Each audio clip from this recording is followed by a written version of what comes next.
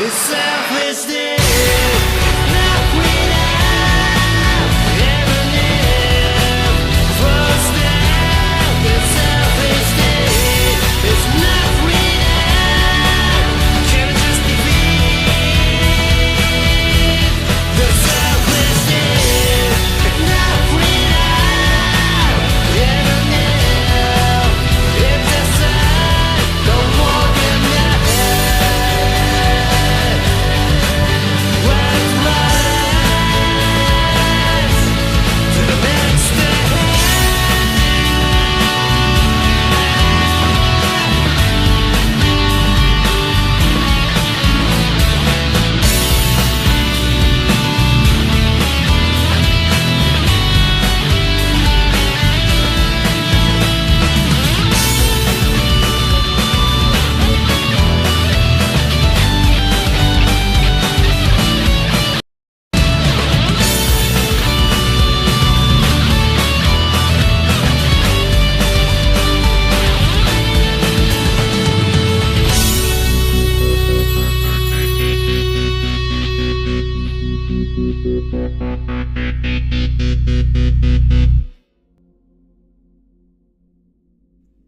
Oh hey, it's been a while because of fucking Comcast. Welcome, ladies and gentlemen. I am One Man.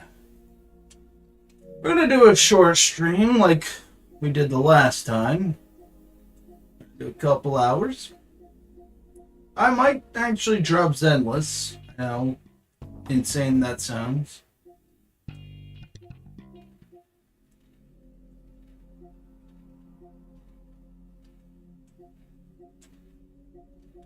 For now, we're going to do a couple hours of Daybreak.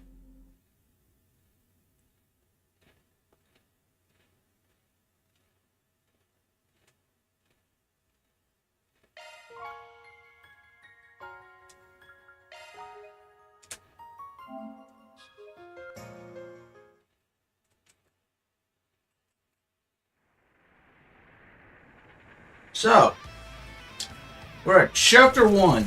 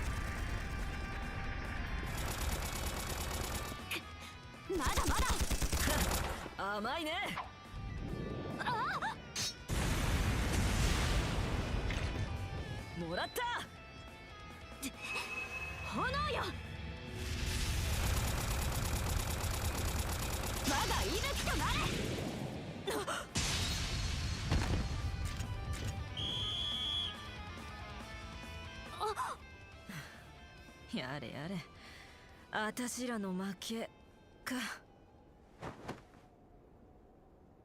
アイゼンシルト連隊長、ゲラント・レイガードの停戦の申し出を受け入れる。73ならばどうだ。クルガ戦士団副頭目ハサン・アルファイド殿、64が条件だ。引かなければ続行する。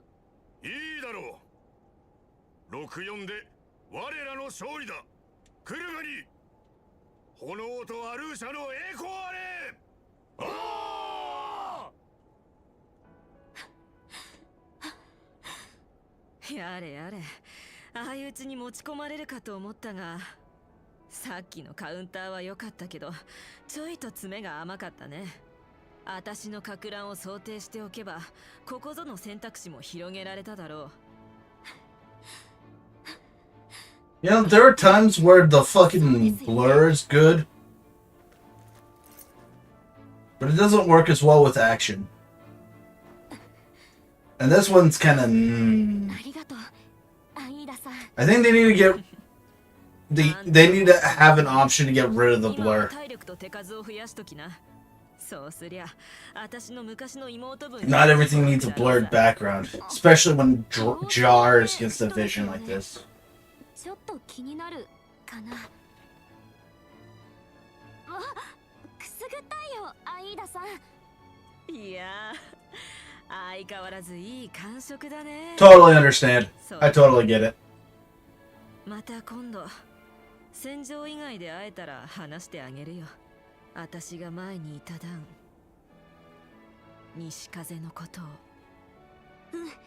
約束ですよ。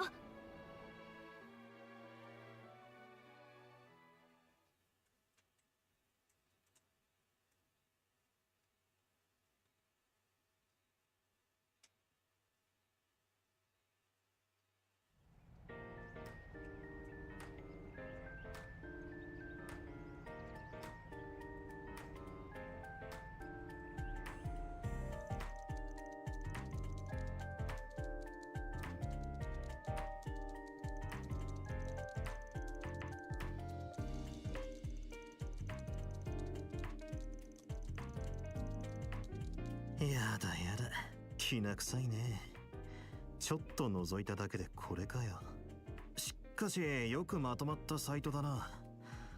管理人のセンスなんだろうが。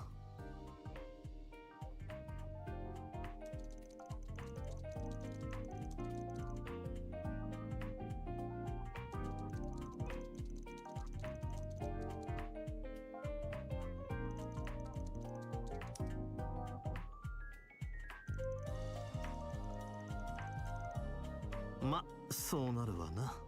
アルマータの連中 The average Google experience. 首都から一旦手を引いたようだが、ゲネシスにグレンデル、どうやっても引っかかる気配がね。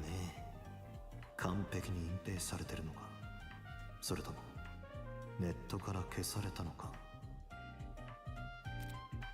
はいはい。何なの？要件を言いなさいよね。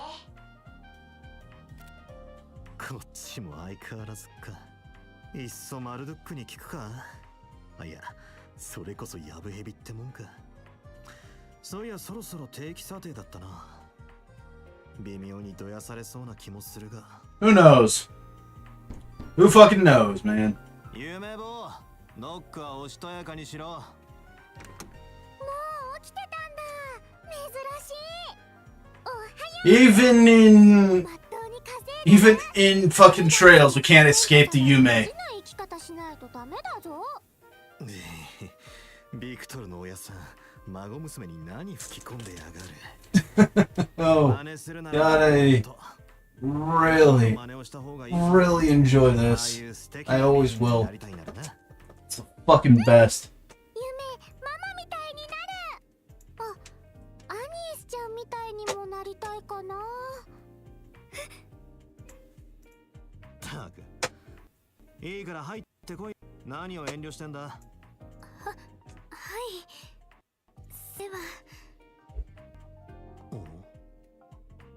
その言われた通り私服で来ましたけど、どうでしょうか。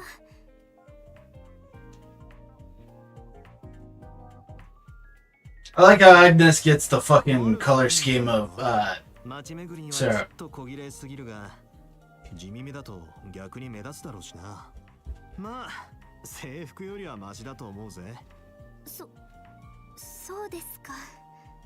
ファン、わかってない。すっごく可愛い格好なのに。こんなダメダメな男ほっといて朝ごはん食べよう、アニ。 I'm down for it. 今日のモーニングはベーコンキッシュにかぼちゃのスープだよ。 Hey there, Twilight. 美味しそう。それじゃあ行きます。 Nice. ゆめちゃん。 I'm not so lucky, and I'm going entirely free to あっとい play う間に馴染みやがって。 for this game for Zenless. I don't even know if I'm going to stream more Zenless. I probably am going to get pissed off, get a lot of the community pissed off, but I am not feeling it.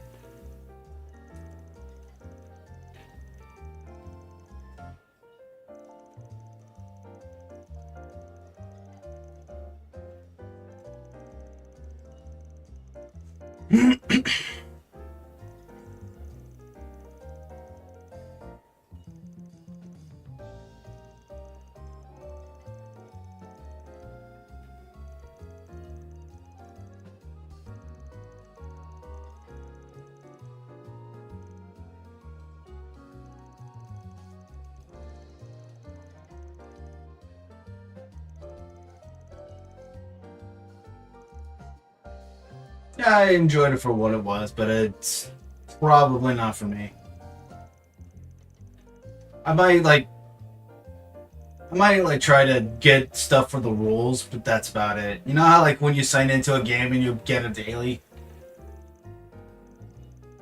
Like you know how like they're giving out those like daily roles or whatever? That'll be pretty much what it is.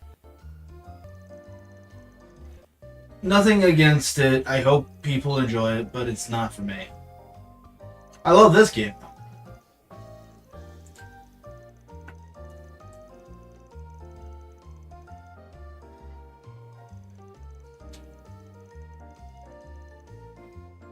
Like, and it shouldn't be something I'm not very, deterred by. It has a very fantastic, strong start. Stronger than its two predecessors.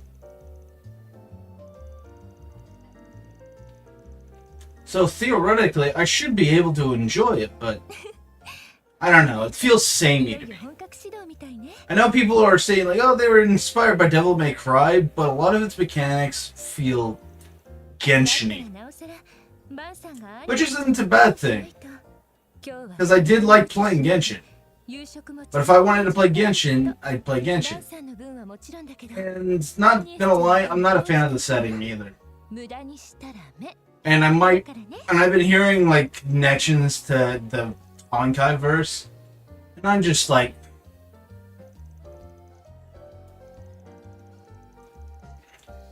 look, I don't hate Honkai verse. I just want to be able to experience things unique. And I'm not a fan of things that get overly franchised. Not even I'm that self-flagellating with my writing.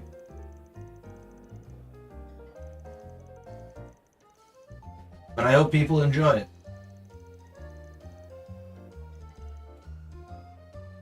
But it's probably not going to be for me.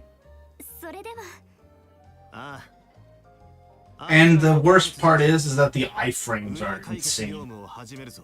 Like, you can get some severe iframe action out of switching party members.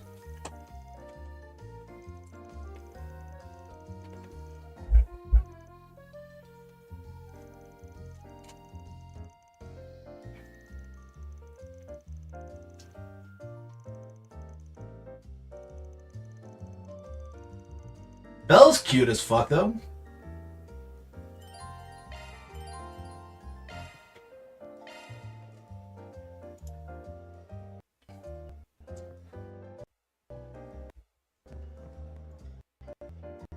Oh, don't do this to me. Come on.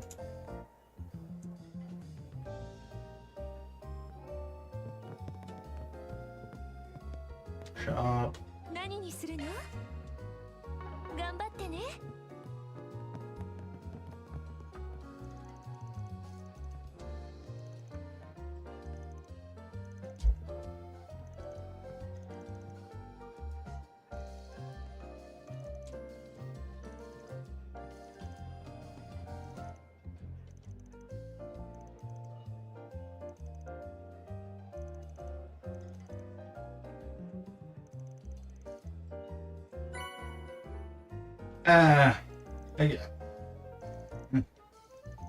Maybe I haven't properly learned the system yet. I don't know.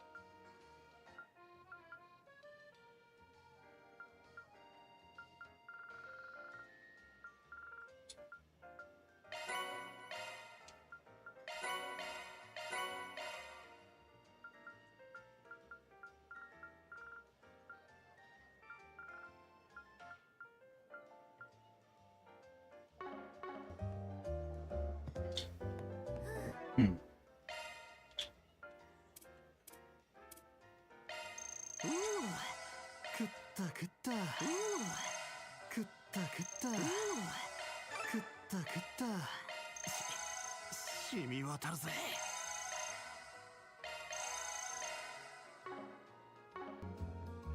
Now then. The flyest motherfucking town theme of all time. と選べな。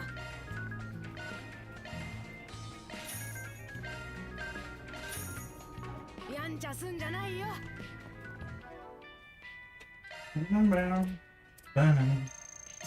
God, I love this theme so much. Oh my god.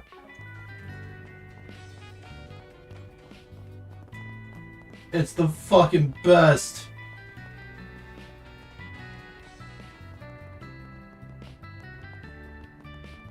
あら、いらっしゃい。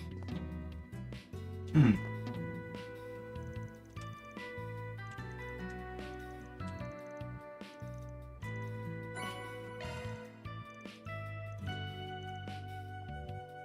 さあさあ、見るのはただだよ。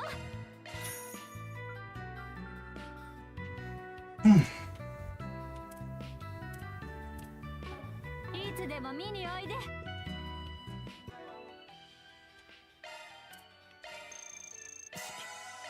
染み渡るぜ。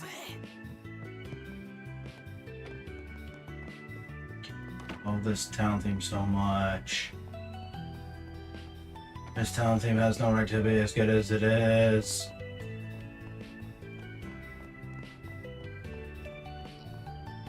お花はいかがですか？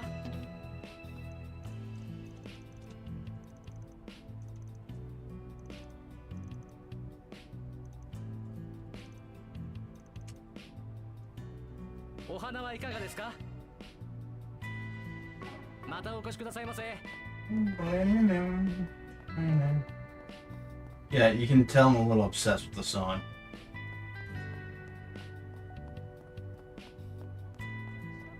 There has never been a town theme this goddamn good. Ever.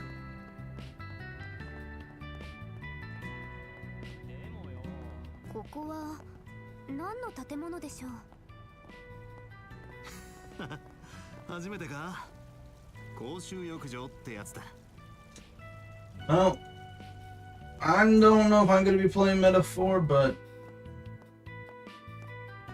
we'll see.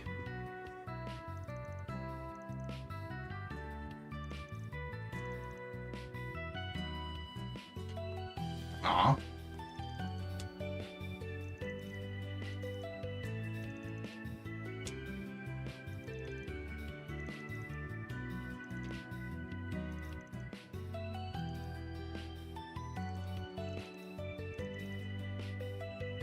That's a shame.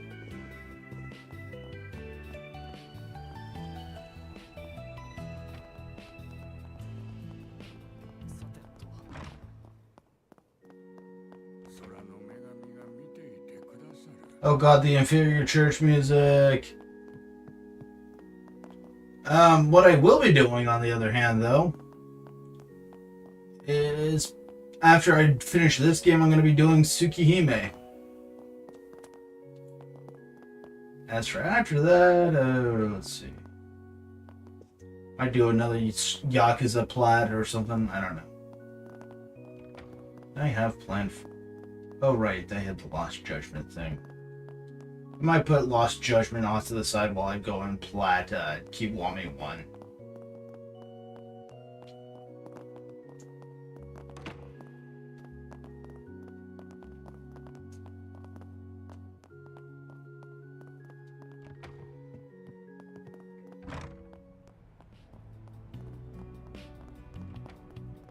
It's a kitty. Hey, kitty.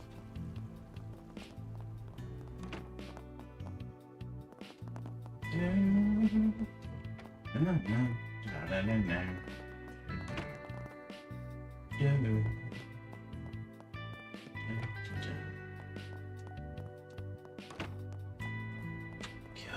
damn.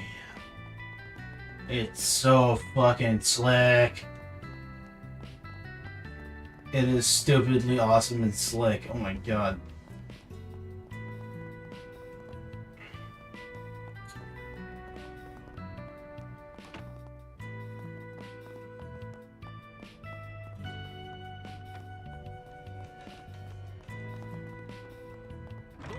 っしゃいませ。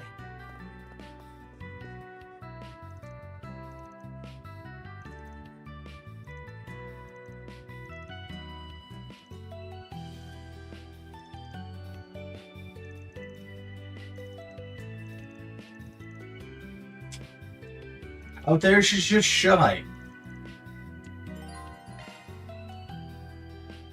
いかがしましょう。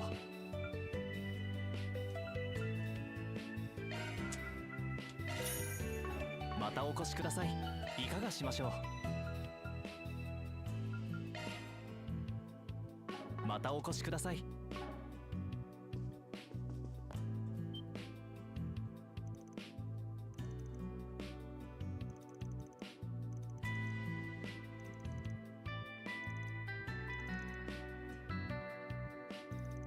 She just like me for real. No, I'm kidding.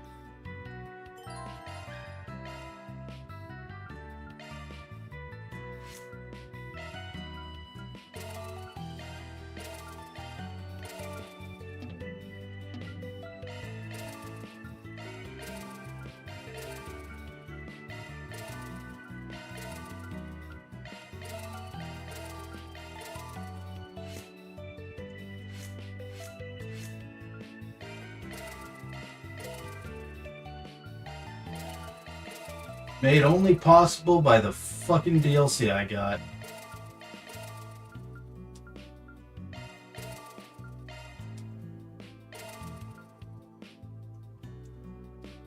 Fair enough.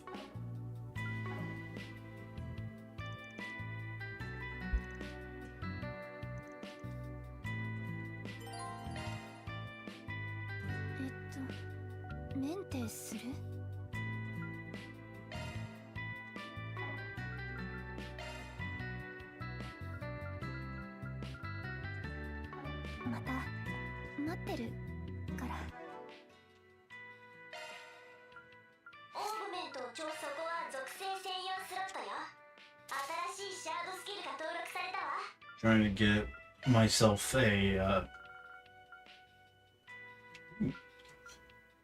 let's see.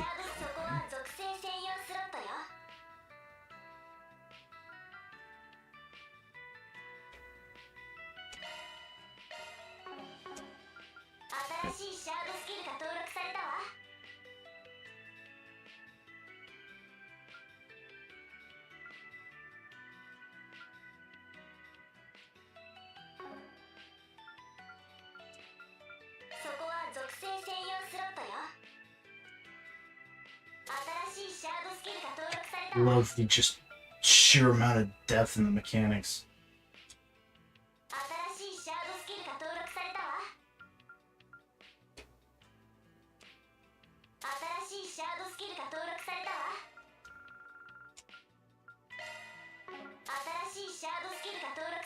Actually, you don't need mind, but you do need hit.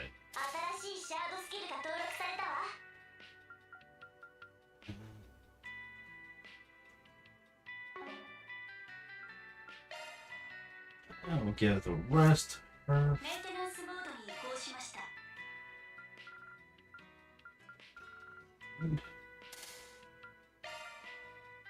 Here.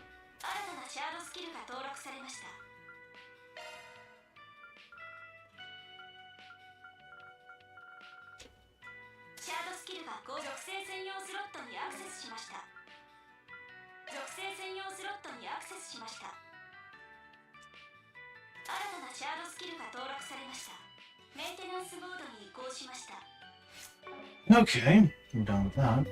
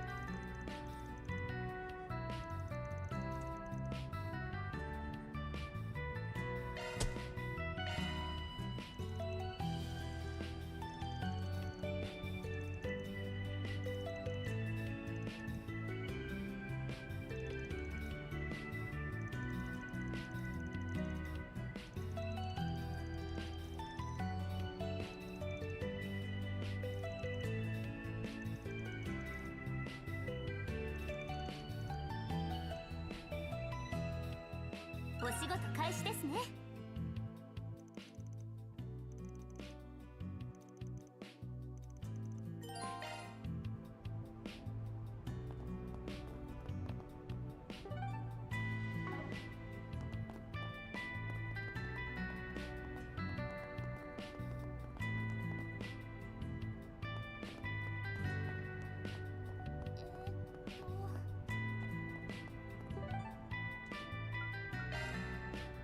Let's go. さあ出発すんぞ。 So I'm only gonna stream for a couple hours.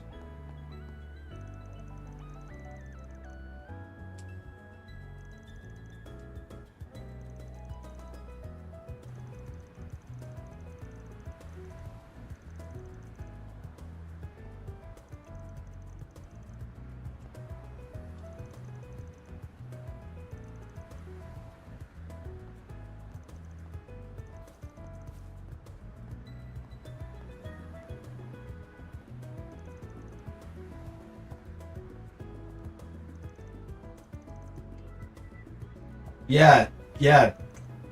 Probably the reason why. He doesn't want to confront his problems right now, and that's understandable. In my opinion, he doesn't have to if he's not ready 今日も to. そこそこ人がいるな。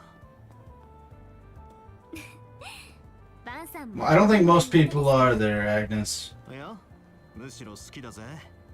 尾行を巻くのに使える。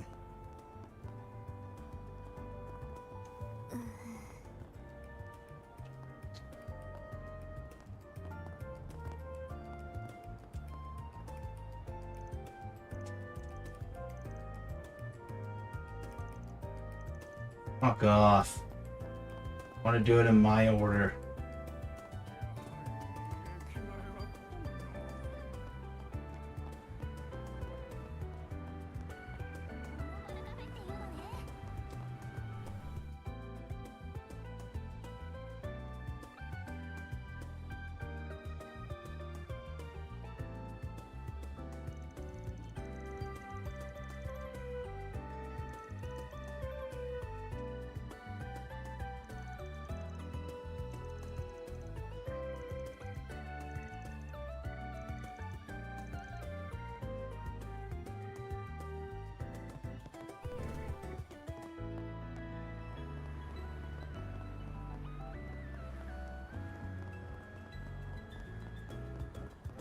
やっぱりここからだとトリオンタワーがよく見えますね。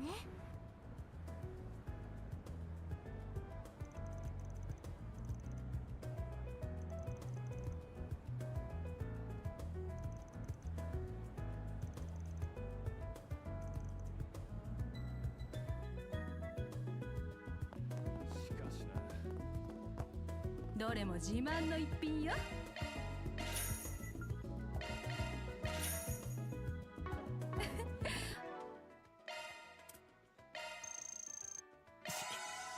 染み渡るぜ。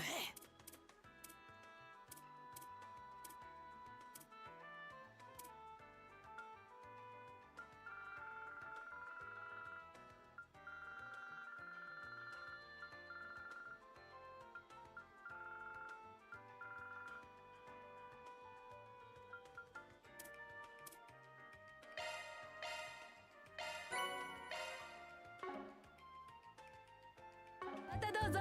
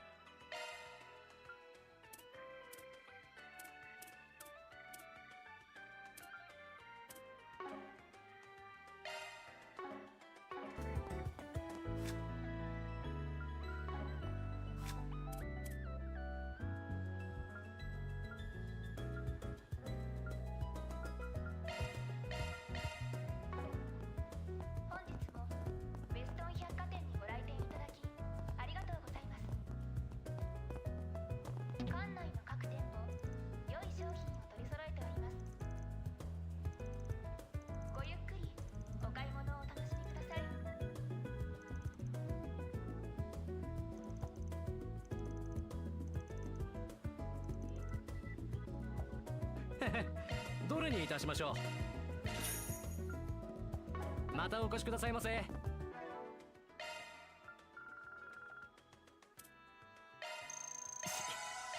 染み渡るぜ。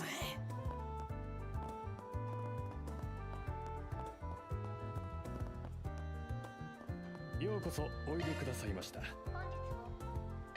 We're putting the gift for the dream. 館内の各店も良い商品を取り揃えております。ごゆっくりお買い物をお楽しみください。本日もウェストン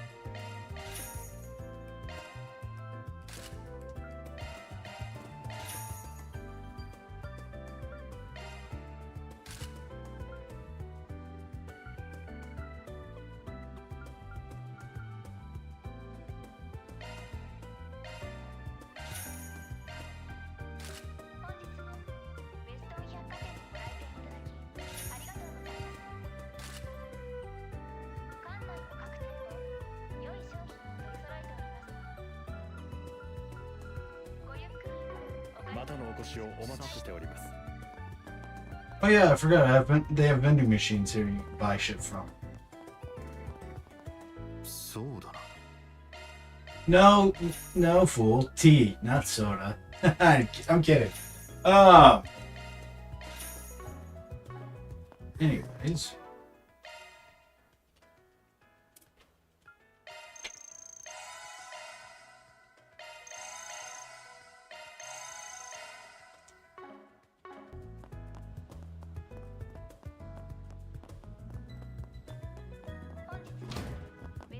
Kyoka 証は持ってるな。ありがとうございます。館内の各店も良い商品を取り揃えております。ごゆっくりお買い物をお楽しみください。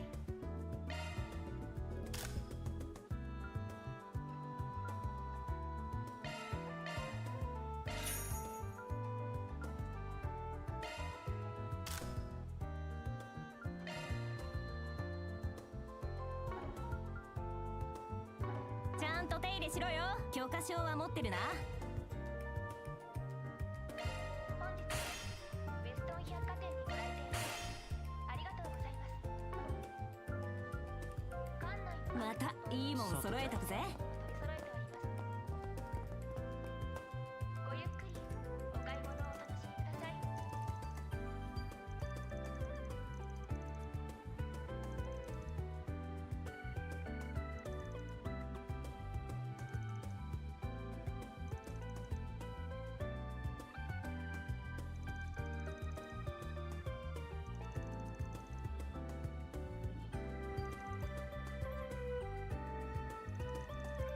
本日もウェストン百貨店にご来店いただきありがとうございます。館内の各店も良い商品を取り揃えております。ごゆっくり何にするんだ。またいいもん揃えとくぜ。This.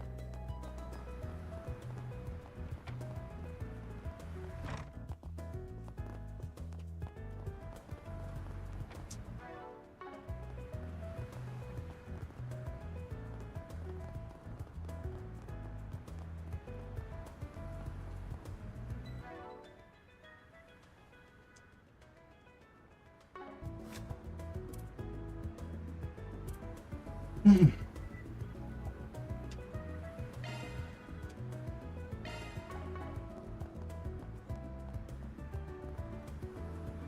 何をするの？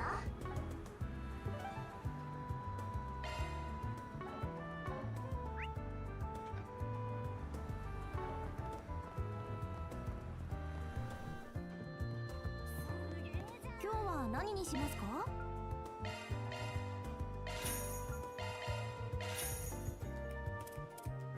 ありがとうございました。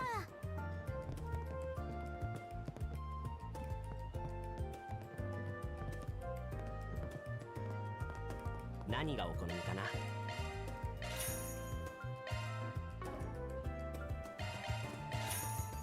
それじゃあね。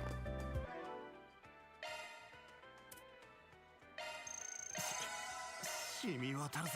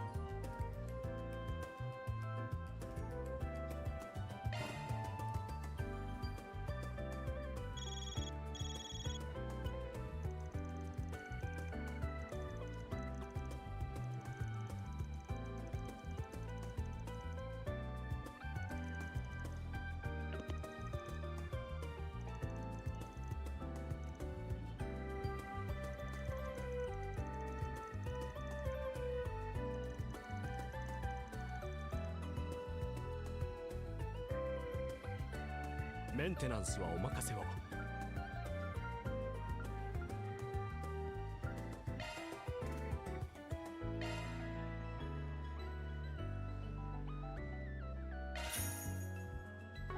どうぞごひいきに。何かお困りでまたいつでもお受け。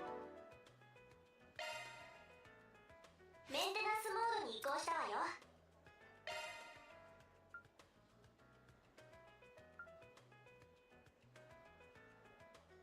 使えるアーツが変化したわよ。使えるアーツが変化したわよ。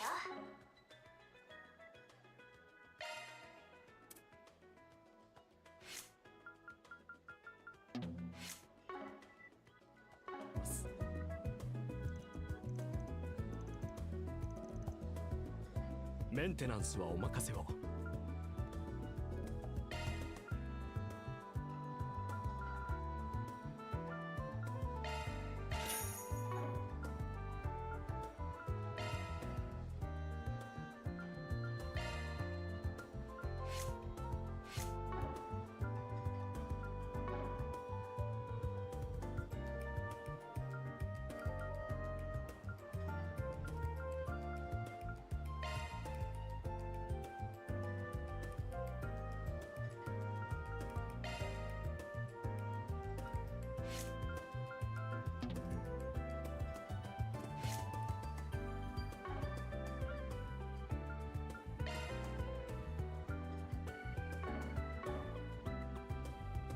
またいつでもお受けします。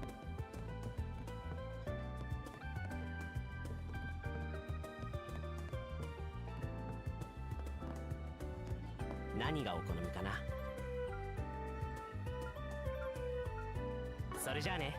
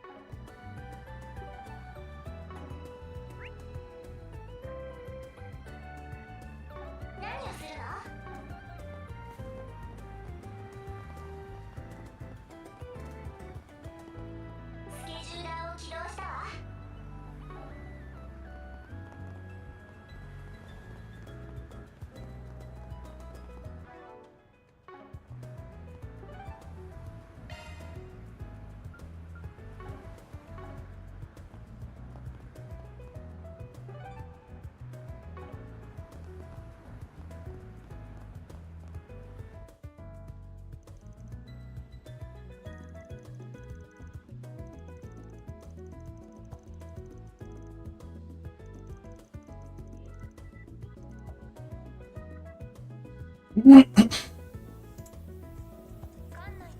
舗良い商品を取り揃えております。ごゆっくりお買い物をお楽しみください。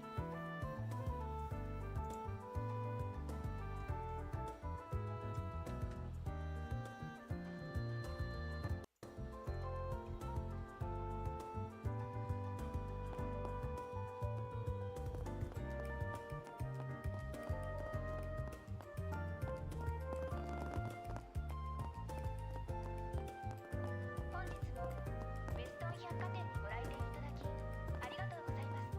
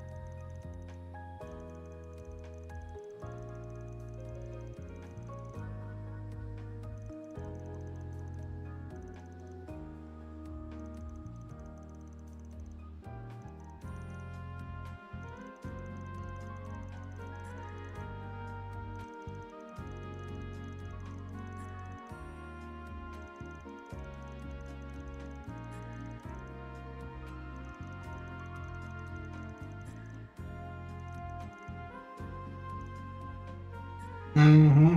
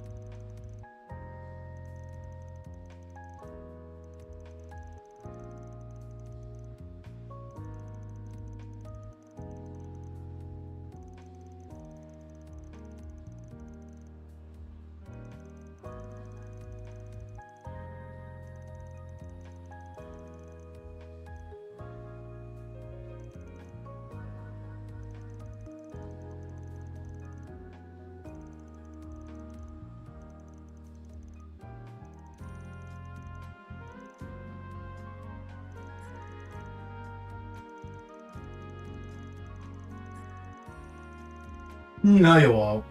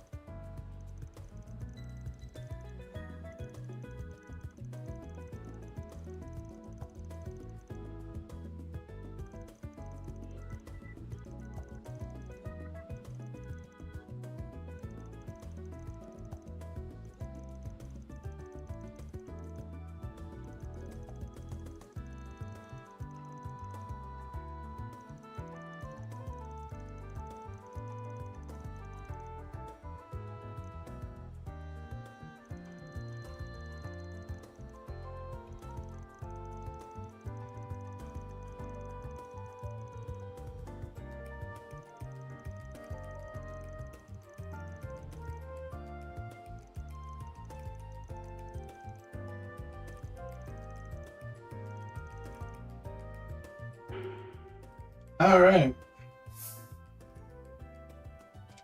I say I'm up to it.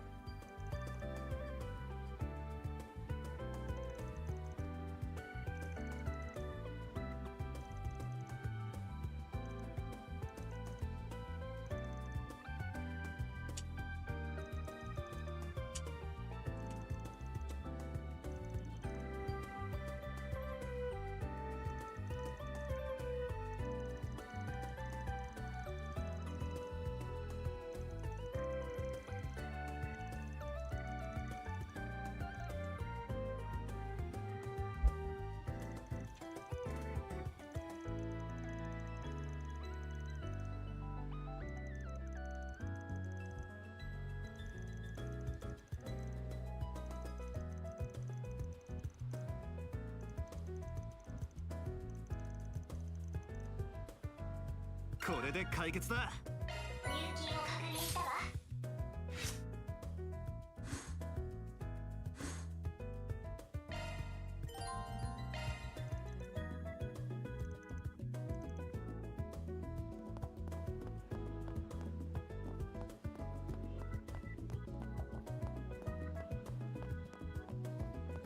本日もウェストン百貨店にご来店いただき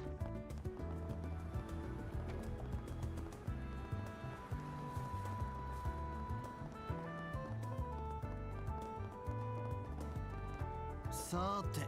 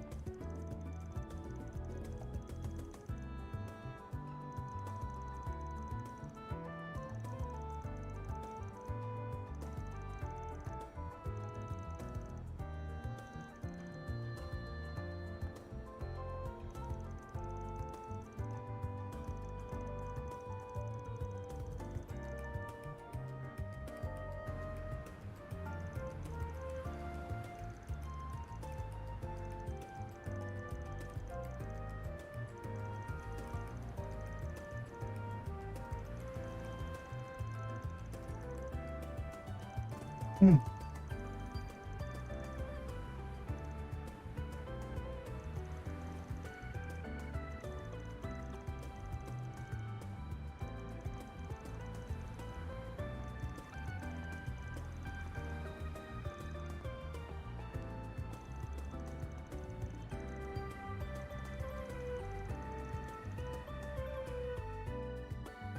バルカフェっていうの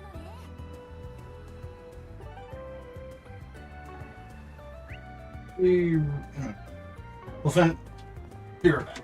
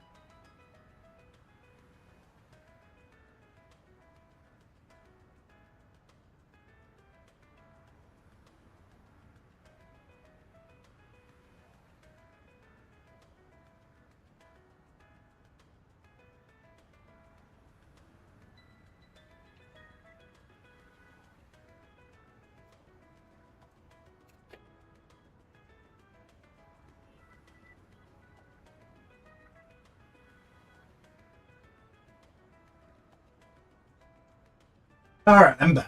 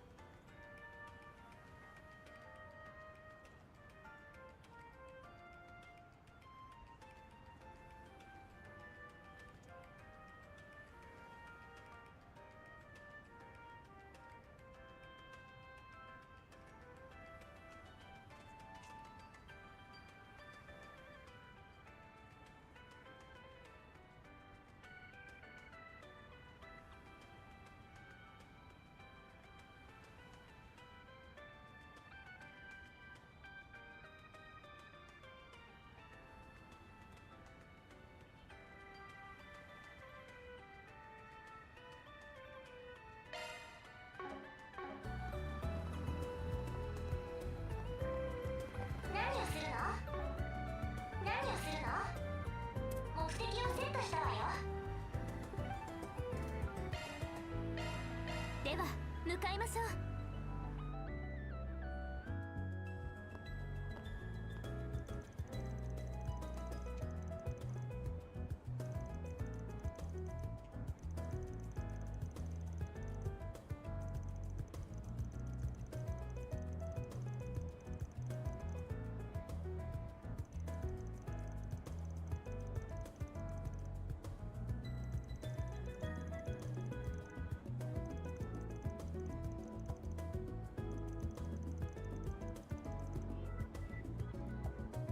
これからどうする？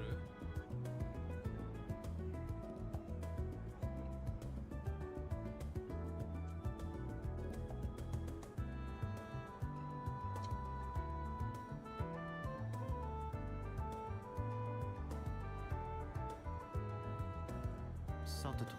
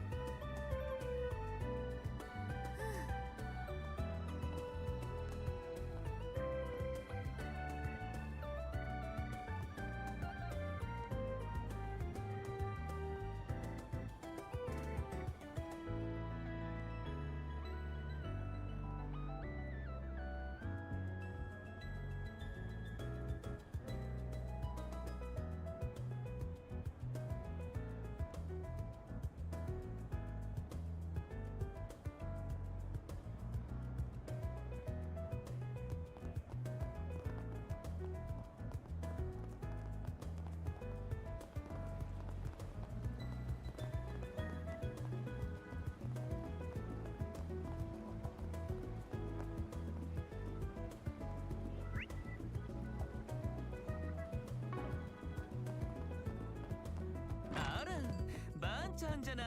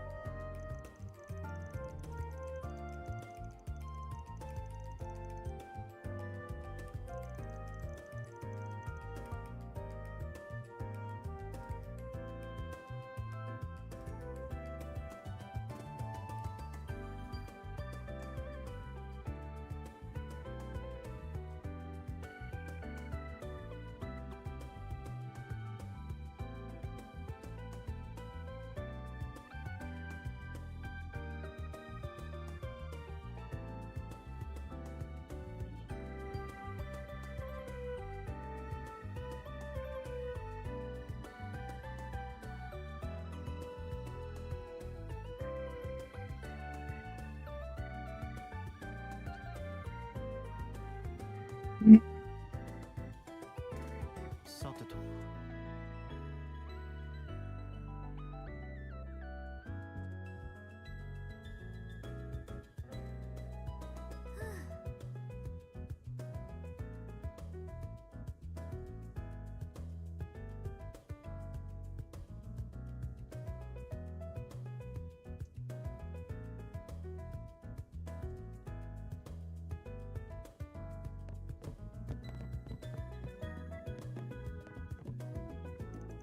Pacona's pretty cute.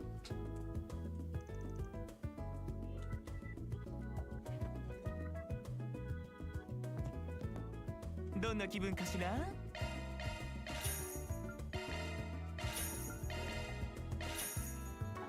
いやん、もう行っちゃうの？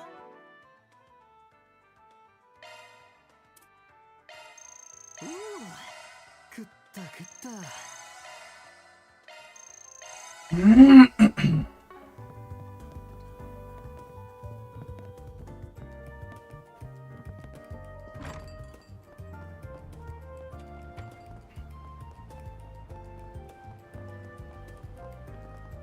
いようまいよ。よう見ていってくんな。いつでも待ってるぜ。サイドといえば無事だよ。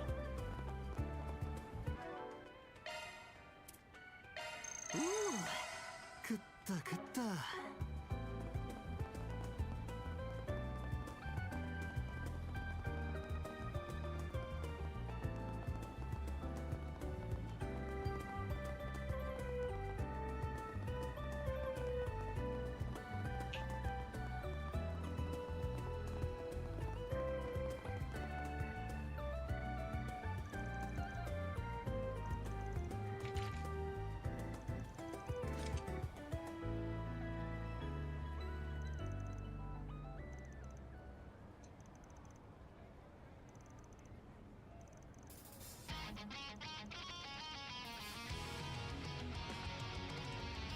カード展開。覚悟しろや。別のメス。それそれ借りは返すぜ。ブーストチャンス決めるわよ。こいつは効くぜ。ぶっ殺す。崩せるかよ。チャンスです。おまけだ。チャンスだ。ブーストチャンス決めるわよ。フルブースト。覚悟を決めな。セイ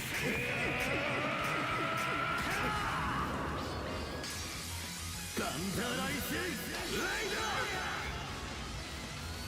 ブーストゲージ。ー。やろう。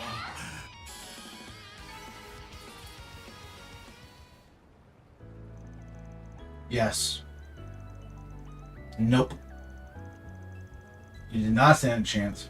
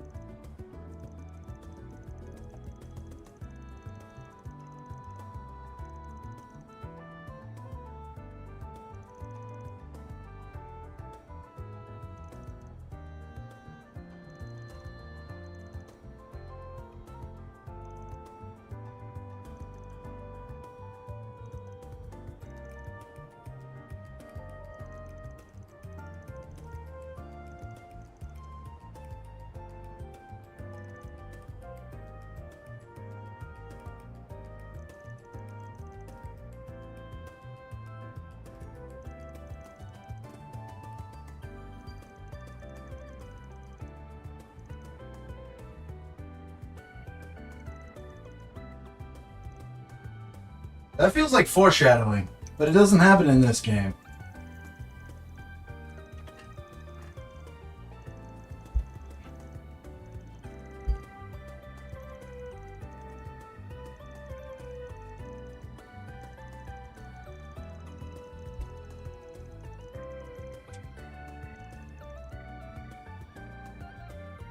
これで解決だ。報酬が振り込まれたわ。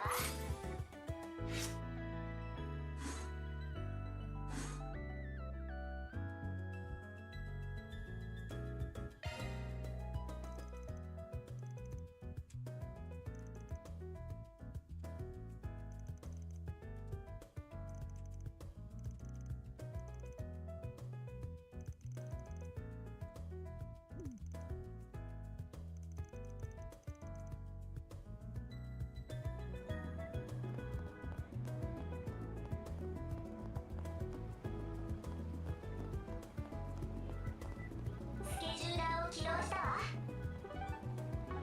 セ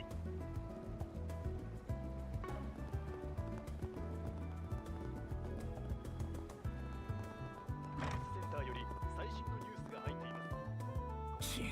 どうすんの、また来い。先日フランス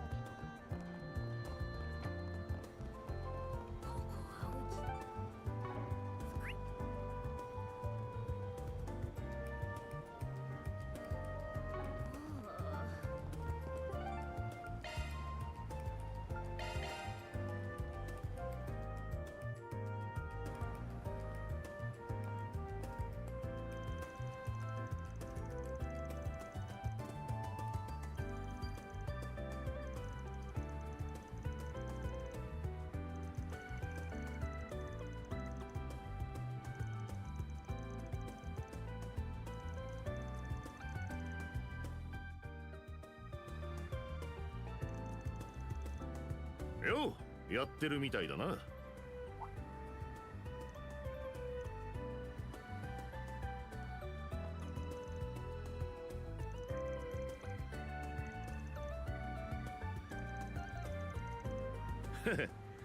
お前さんが噂のエレインの Why are they like ってやつか。 fucking with his voices? Is that the mask he's 俺 wearing? は Okay, I'm removing the mask. Fuck that. おっと、そうきたか。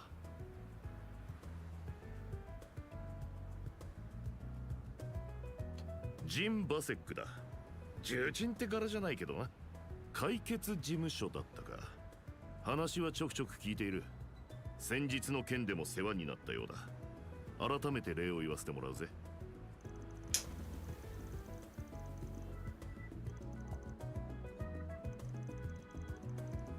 ほう。よくわからんが、こちらこそよろしくだ。ジンさん、何和やかに話 Because he's not fucking retarded.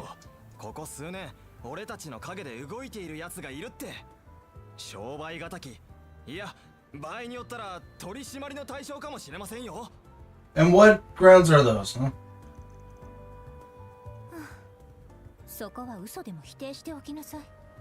ジンさん、彼についてはよろしくする必要も気にかけておく必要もないでしょう。こちらの規約 They really are going with the Elaine Van route. 尻尾をつかむのは難しいと思います。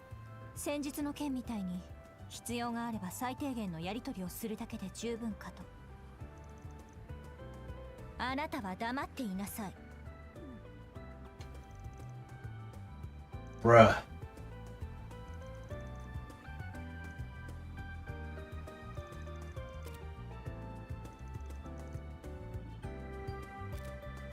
CALVARD 遊撃士協会を含めた連絡先を交換。ついでに委託依頼を受け I'm removing this goddamn mask.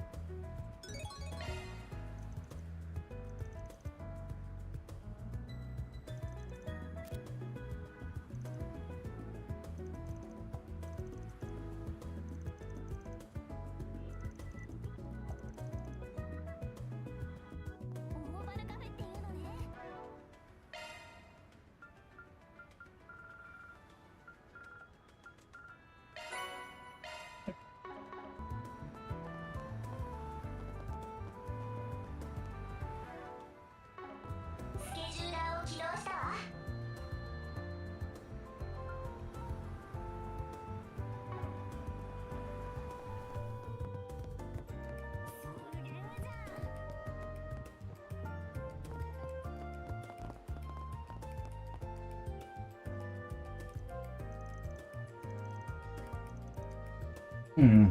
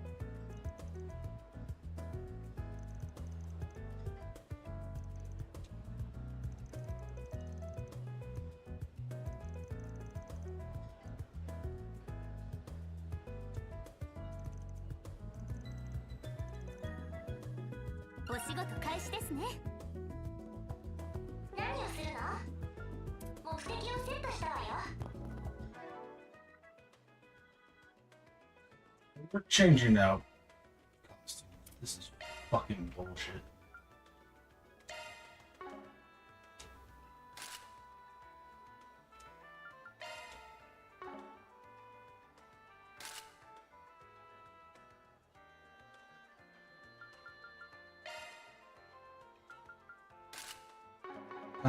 I'm kind of bored of the novelty.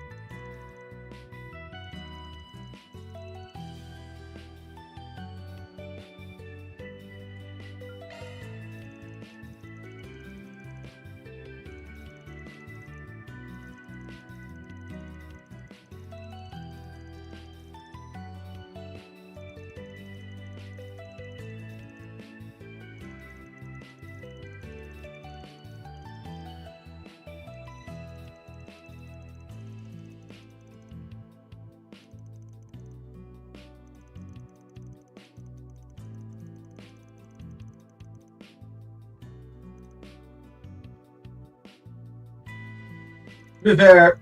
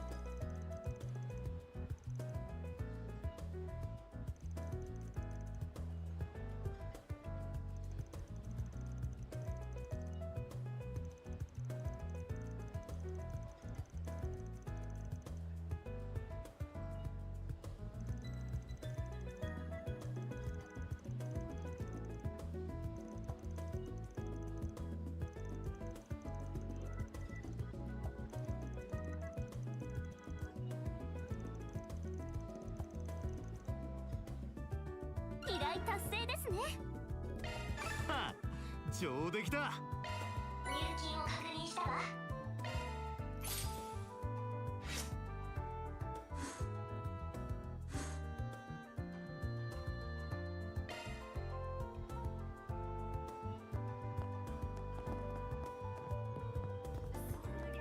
何がお好みかな。それじゃあね。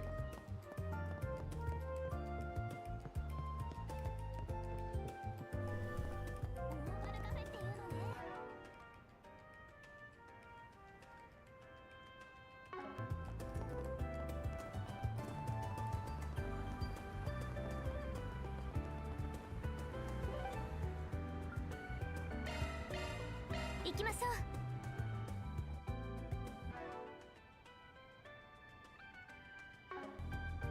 スケジューラーを起動したわ。目的をセットしたわよ。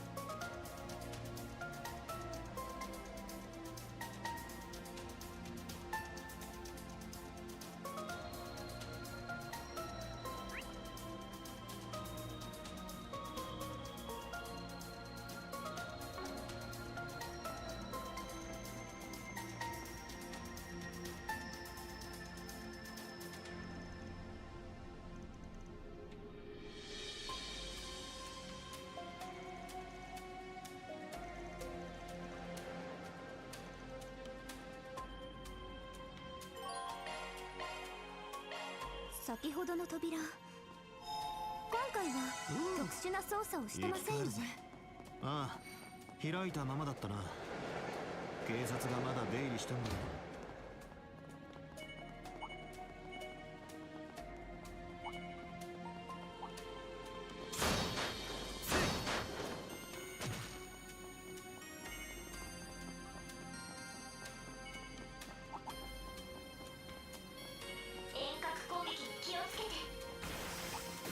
敵の集団厄介ですね。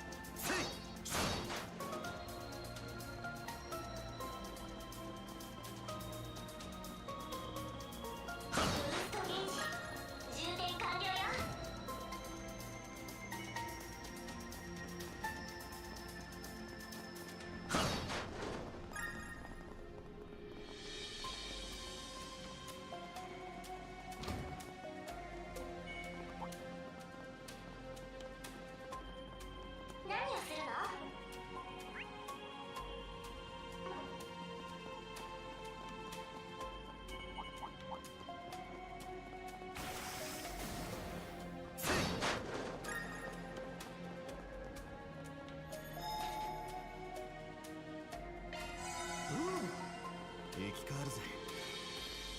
目的地はこの部屋の先だ。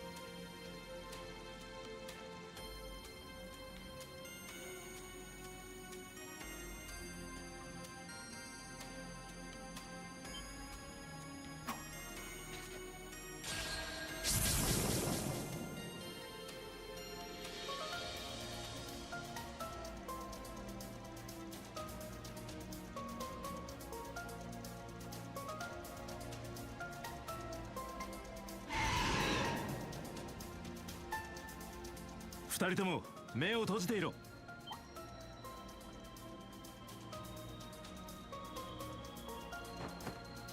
We really shouldn't have done that. 半分落としたぞ、バン。上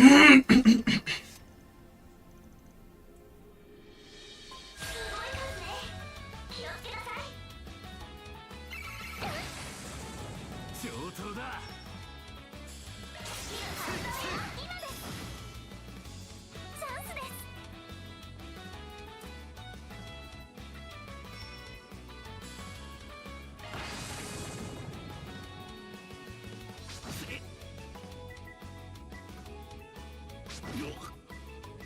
させるかよ。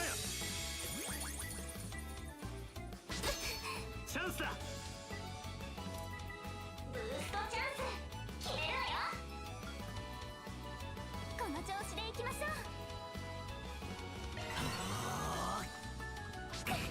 私が相手です。ガードします。くらえ。バンさん。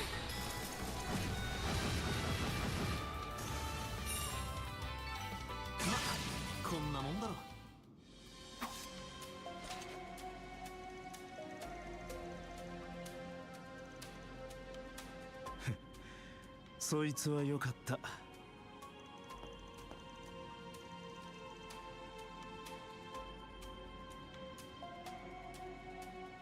ディンゴ・ブラッドだ。バントは昔からの馴染みでな。雑誌メルドのルポライターをやっている。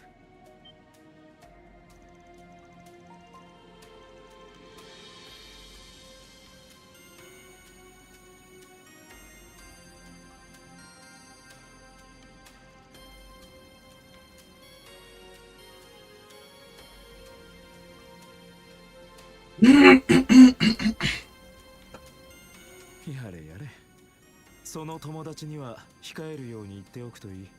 アラミス高等学校1年アニエス・クローデル城。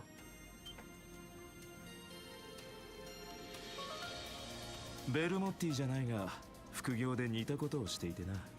君について調べたのはそれだけだ。安心してくれ。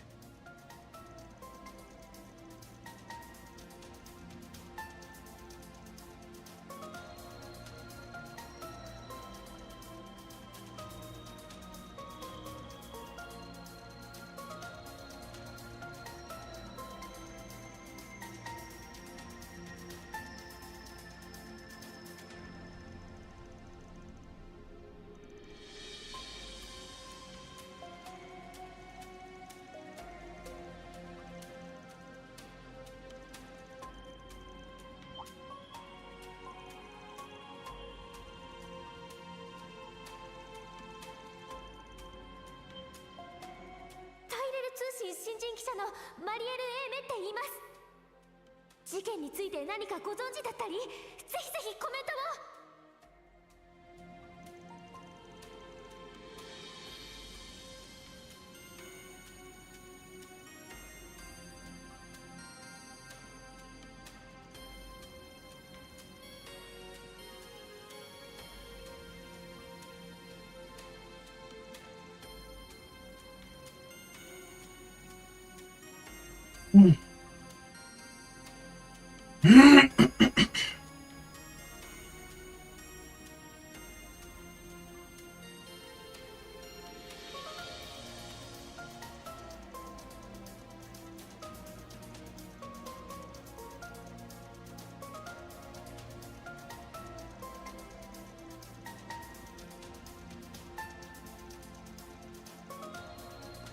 So expressive.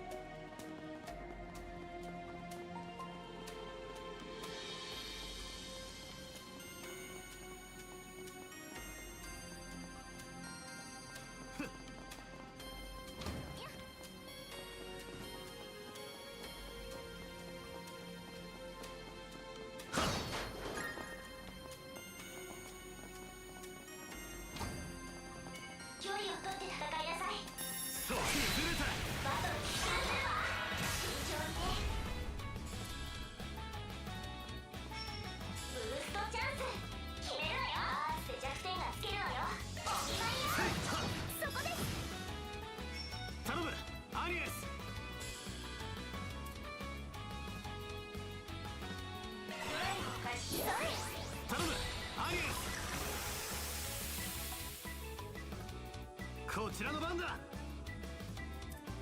ブーストチャンス決めるわよ。お見舞いよ。今です。頼むアニエス。おまけだ。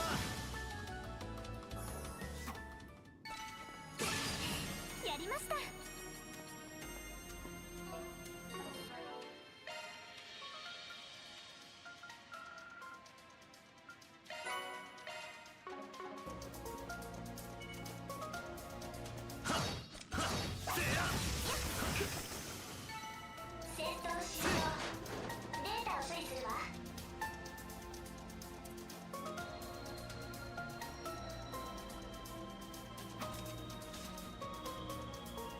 かかってきな。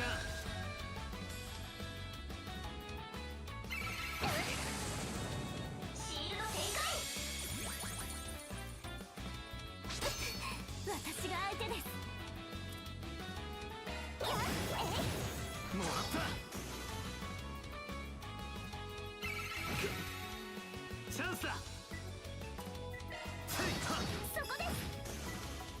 行くぜ。今です。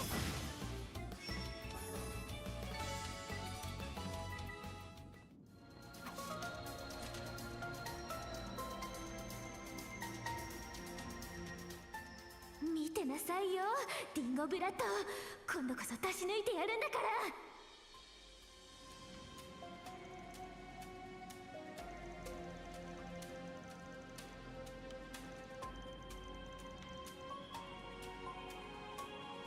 You can't be this oblivious, Dingo.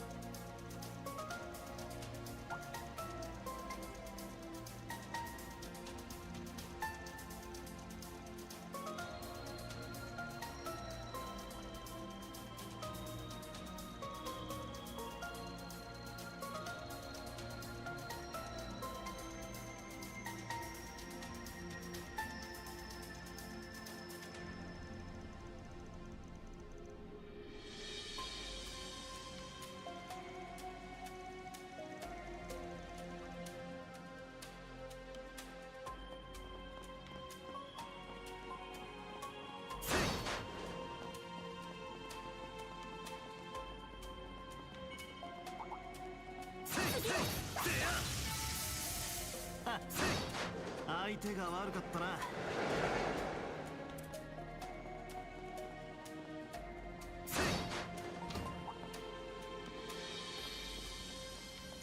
遠隔攻撃。そう、ずれた。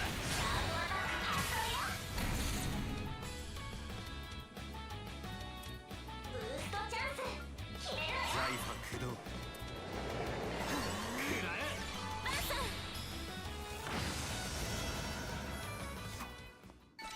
これで一安心ですね。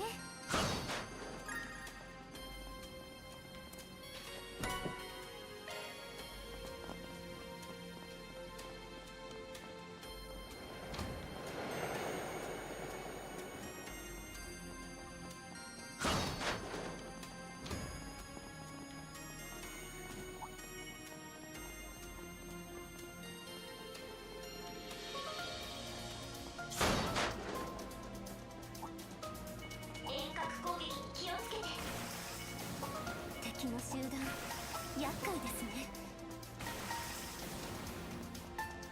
良さそうな宝箱です。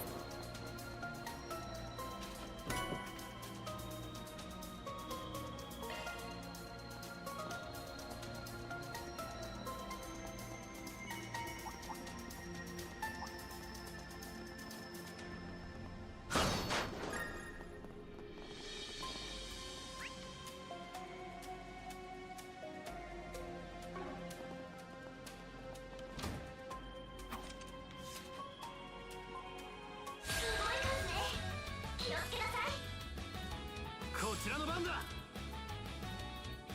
ブーストチャンス。まとめて相手。機内にしようぜ。せい。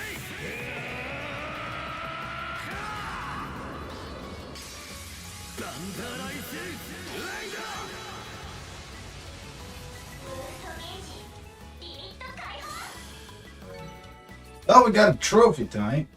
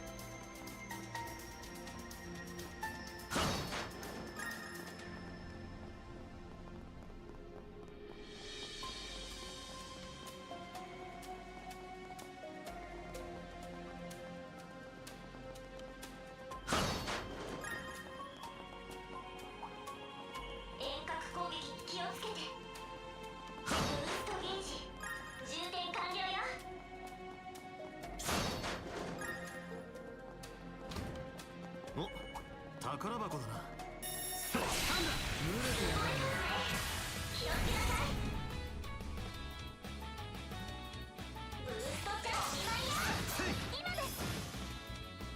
頼む、アリエス。ドライブ開始。頼む、アリエス。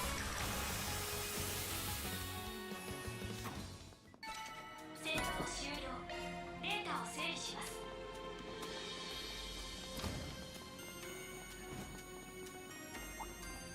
距離を取って戦いなさい。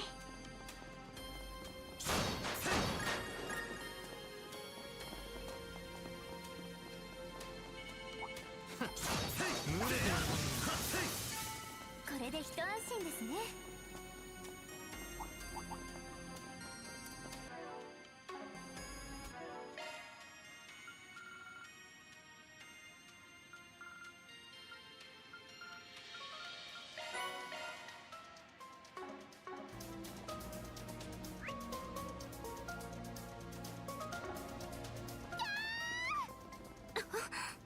この声は。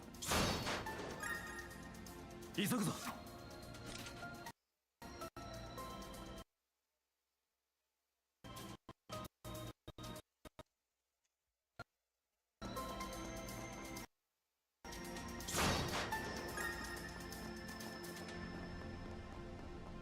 どうやら区切りみたいです。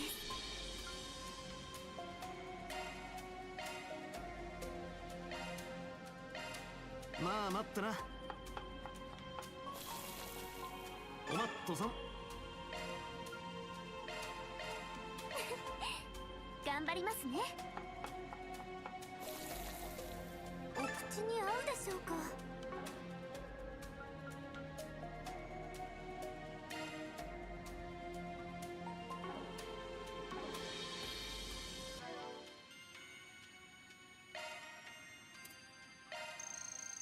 ごちそうさん。染み渡るぜ。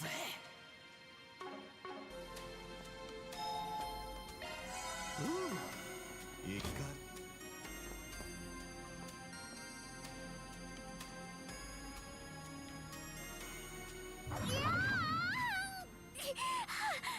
離してよ。私なんか食べても美味しくないんだから。どこ触って。やだやだ、こんなところで魔獣に食べられちゃうなんて。女神様、お母さん、お父さん、リンゴさん。やはり運がいい。はあ、バン頼む。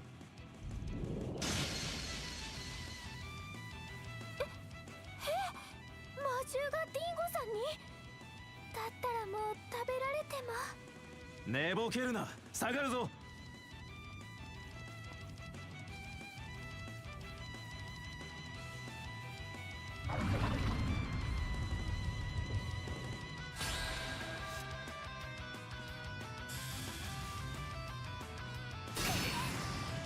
借りは返すぜ。ブーストチャンス決めるわよ。覚悟を決めな。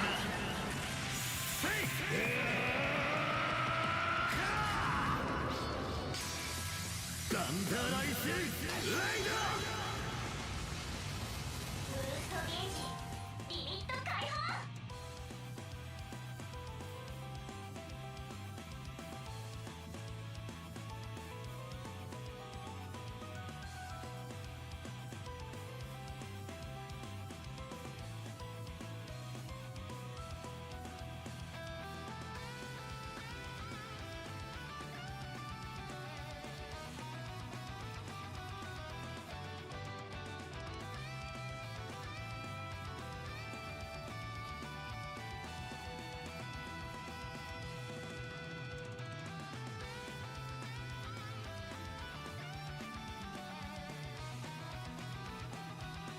頼むアニエス。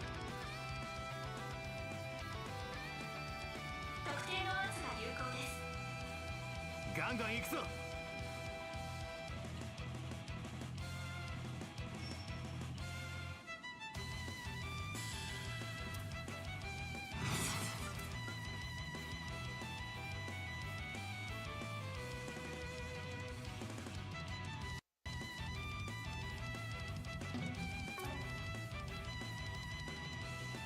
ガンガン行くぞ。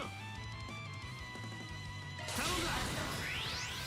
やーごめんなさい。チャンスです。特定の圧が有効です。ガンガン行くぞ。それおまけだ。バンさん。フルブースト崩せるかよ。チャンスだ。崩せるかよ。チャンスだ。崩せるかよ。チャンスです。特定の圧が有効です。おまけだ。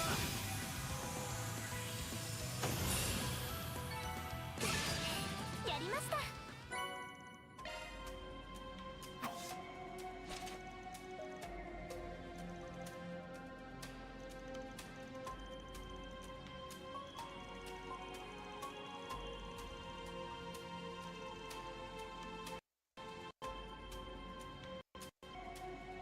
大丈夫か？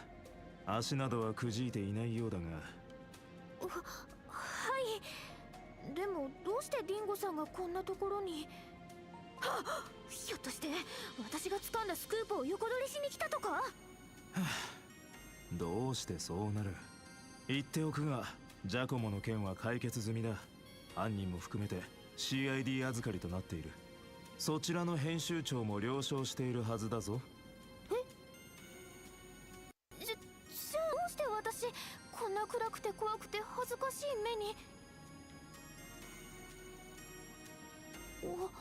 あなたはあれ、どこかで見たような。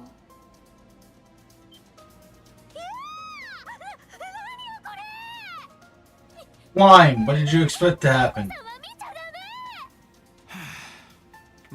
Why is it always especially? その程度って何ですか？乙女のあられもない格好を前に。ってあなたはあの時の裏解決屋とかいう怪しい職業であの事件も勝手に解決したっていう。あなたがデタラメを言ったせいでひどい目にあったんですから。警察の人には釘を刺されまくるわ。事件解決を完全に取り逃すわ。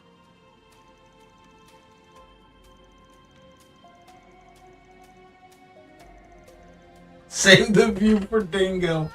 I fucking love him. Ben, I swear. I swear how. ここは事件の現場じゃないってことだ。記者には記者の現場がある。とっとと出て着替えるといい。バン、アニエス嬢も助かった。いずれ借りは返させてもらおう。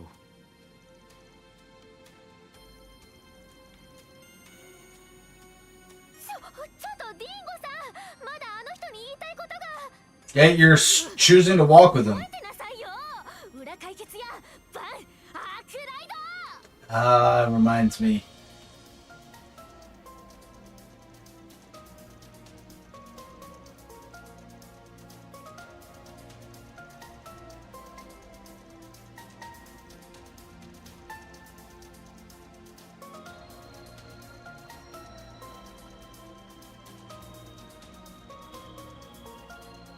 依頼達成ですね。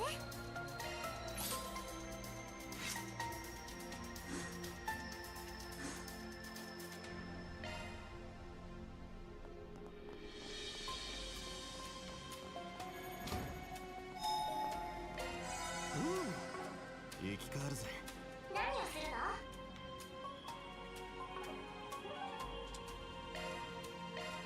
では向かいましょう。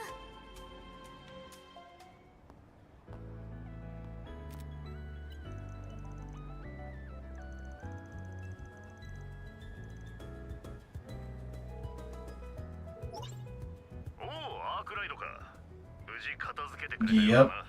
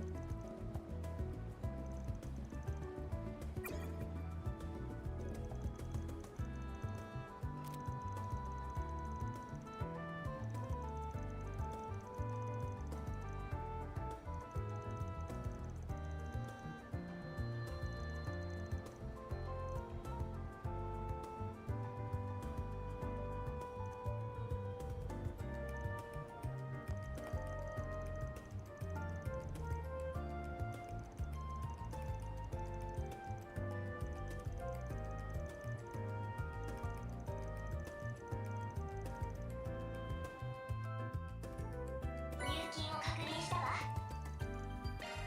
甘いものというとどう探しましょうか。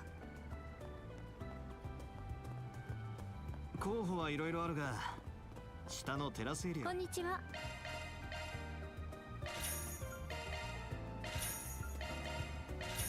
どうもです。回ってみるか。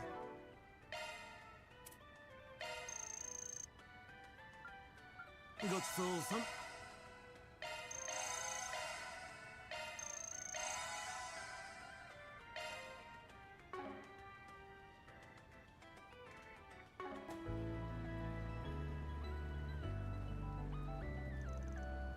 Hmm.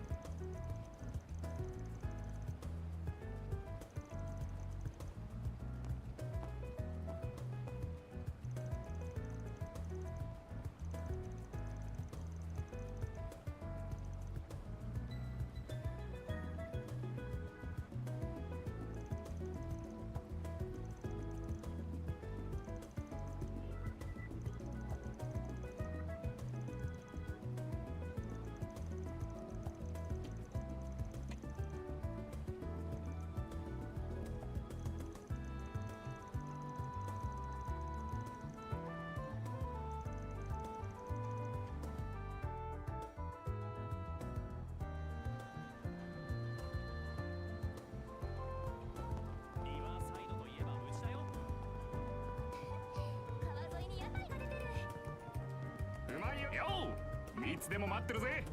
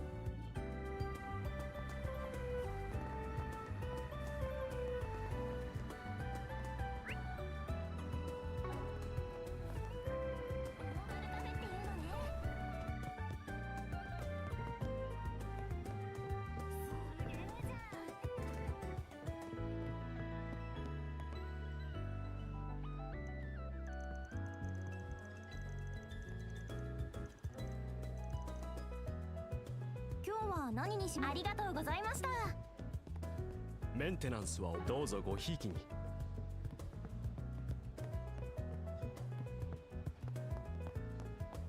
何がお好み？それじゃあね。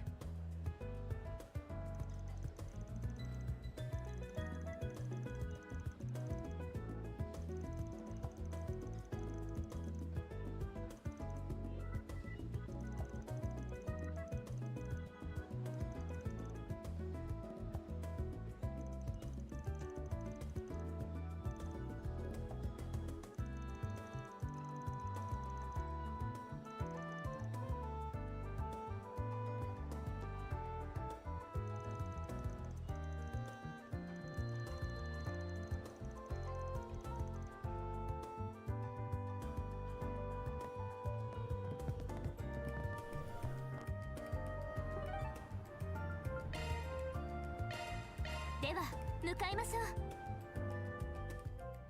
さて最後にもう一件もあるぞ。バンさん、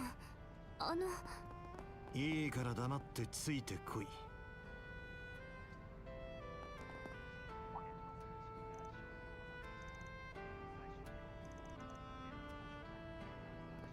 とっとと選びな。やんちゃすんじゃないよ。こっちじゃねえな。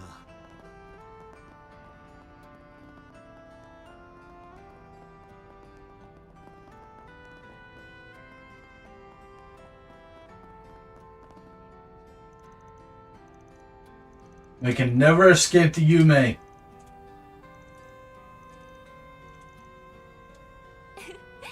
どれも美味しいわよ。頑張ってね。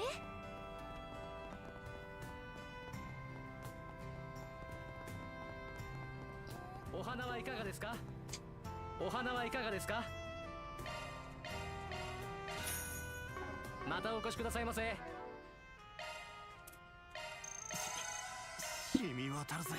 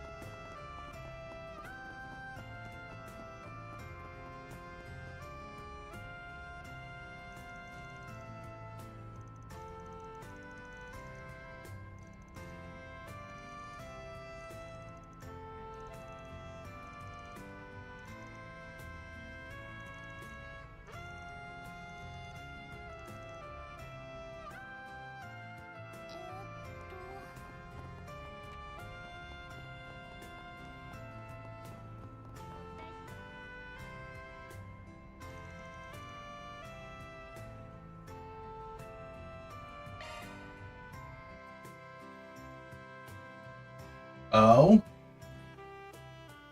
Cutscene.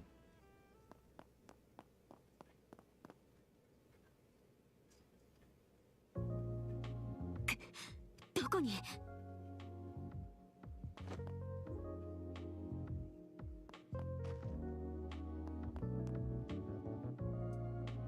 いない。どうして？大した身のこなしだな。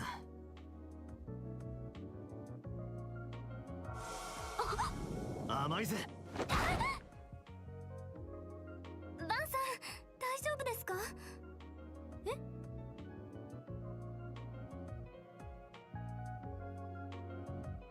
かわいい。ガキか。民間人に遅れを取るなんて。Yeah, if it's any 最初から気づかれてここに誘い込まれたんですね。I mean, 振り切れなさそうだったからな。今のはシャドウによる偽装映像だ。ラムダとは違う方式だな。そんな機能まで。すごい。噂通り。それ以上かも。よかった。アブたちの反対を押し切って。アブ？その呼び方って。大陸中東部の方言か。装束に身のこなしといい。ひょっとしてお前。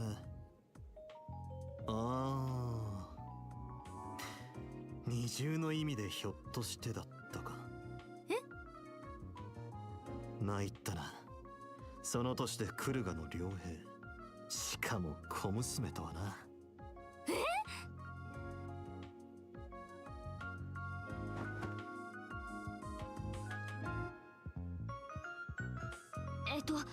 クルガ戦士団副頭目が長女フェリーダ・アルファイド。Ah, she's such an adorable little shit. アークライド様、どうか相談に乗っていただけませんか。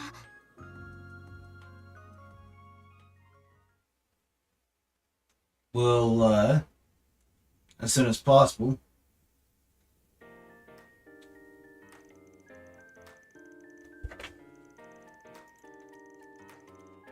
はい、私たちクルガの民は炎とアルーシャを報じています。山岳地にある里で暮らしていて、戦士として戦うのが習わしなんです。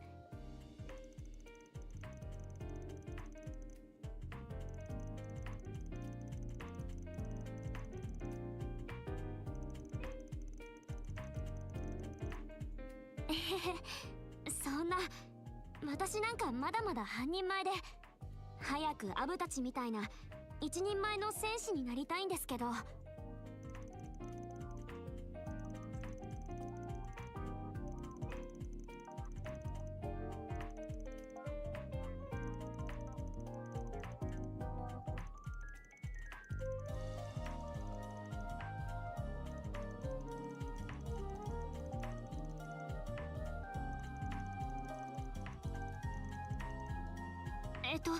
そのアイゼンシルトと戦士団が戦うことはたびたびあって、半月くらい前もとある代理戦争で交戦しました。その時の決着はついてお互い故郷に戻ったんですけど、アイゼンシルトの中隊の一つが現時点でも戻ってないそうなんです。はい、先方の連隊長さんから里に直接問い合わせがあって、アブ副頭目も心配していろいろ当たっているみたいなんですけど。は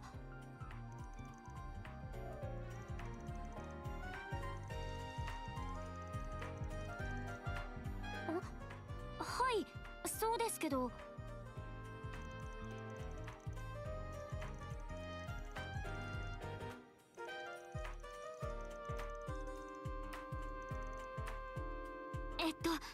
すみません、変なこと言っちゃったみたいで。でもバン様の言う通り、あんまり憎いとかはないんです。それどころか行方不明の中隊の隊長さんにはよくしてもらってて。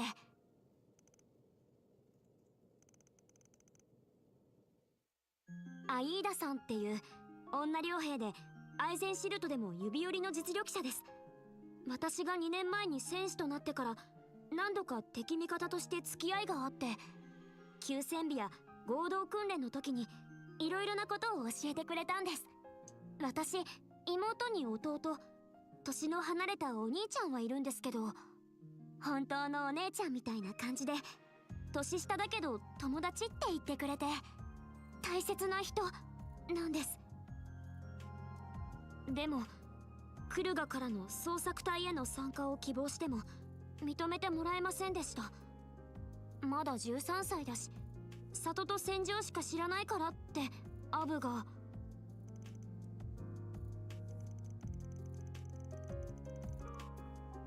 い、初めて一人で里を出てバスと鉄道を乗り継いで、アイーダさんの中隊が共和国経由で帰還したのは分かっていますから、行方不明になったとすればこの国の可能性が高いと思うんです。そのバン様の噂は以前里の戦士の人から聞きました。共和国の首都に裏解決屋っていう両兵の相談にも乗ってくれる人がいるって。アルジェムの塊です。これでアイーダさんたちの行方を探してもらえないでしょうか。あ、一応戦士としての報酬で受け取ったものです。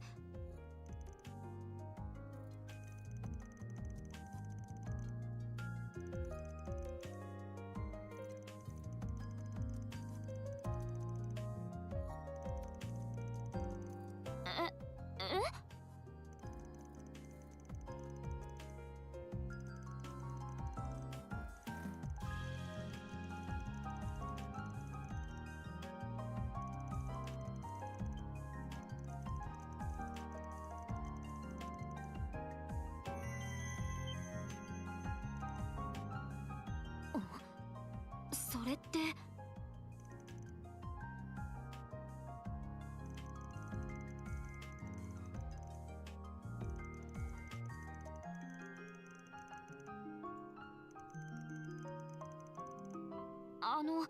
その綺麗な装置が一体。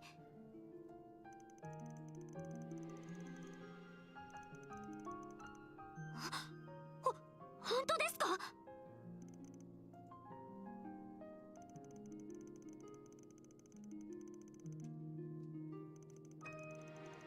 はい、ありがとうございます。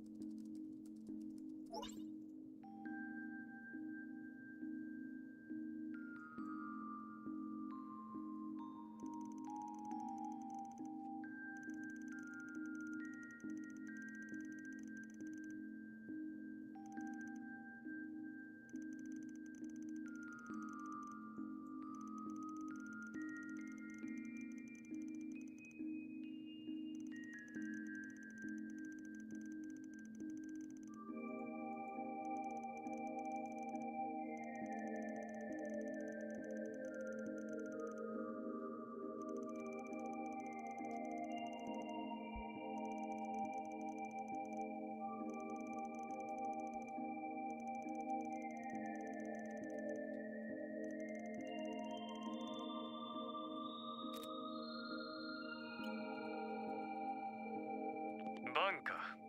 そろそろかけてくると思ったぞ。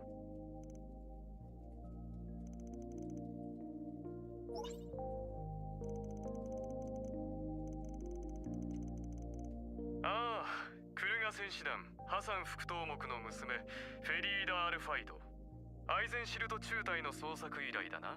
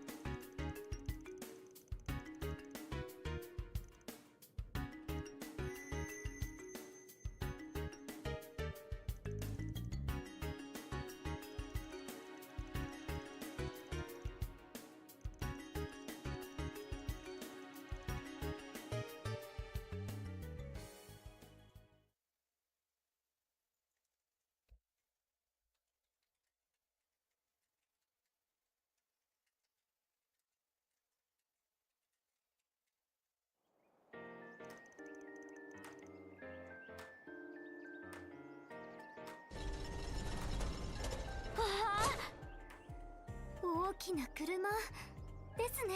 First protagonist with their own fucking car.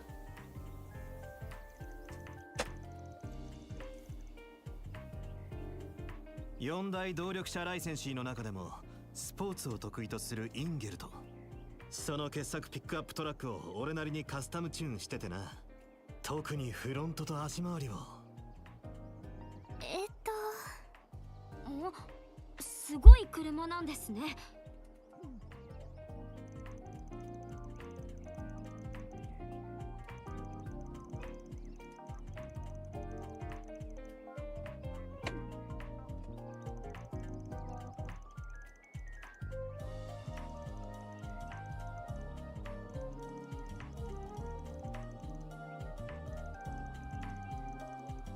朝っぱらから何をぐちぐち言ってやがる。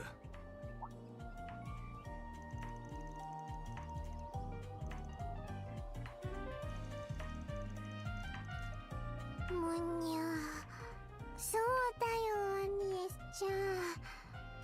フェリちゃんもパンはついでに。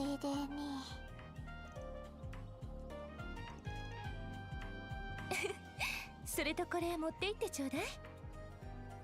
サンドイッチにミルクにコーヒー、モーニング代わりにどうぞ。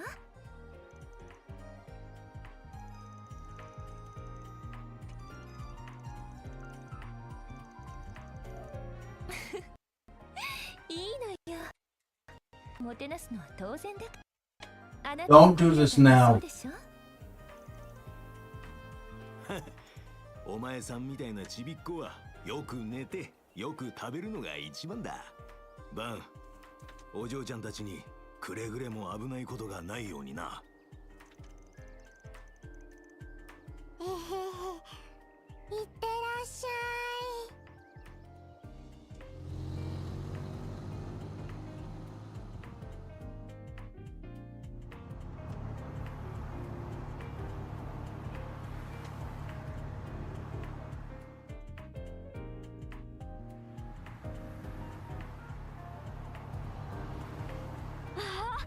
やっぱり早いですね。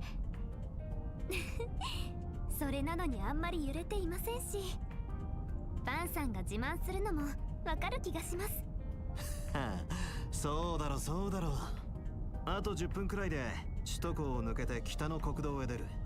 そしたらこいつの安定性をもう少し味わう。もっとスピードが出るんですね。Boing. 安全運転でお願いします。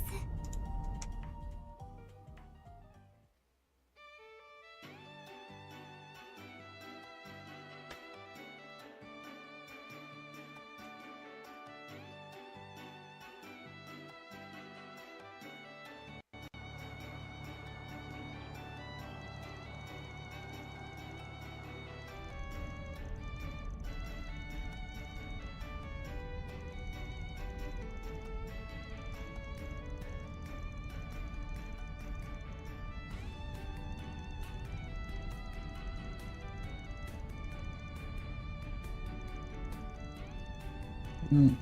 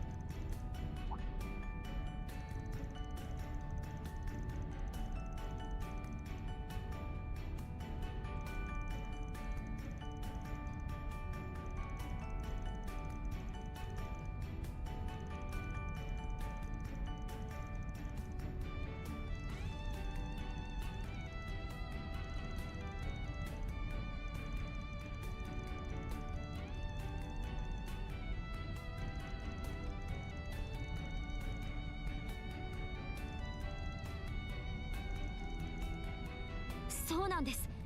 伝説的な団があって、西風の旅団、人数は少ないけど大陸西部で双璧と言われた団で、王っていう人に率いられたスペシャリストの集まりだったそうです。アイーダさんはそこの部隊長としてずっと活躍してきたそうですけど、5年前その団長さんが亡くなって団が一旦解散してしまって、それで今所属しているアイゼンシルトに移ったそうです。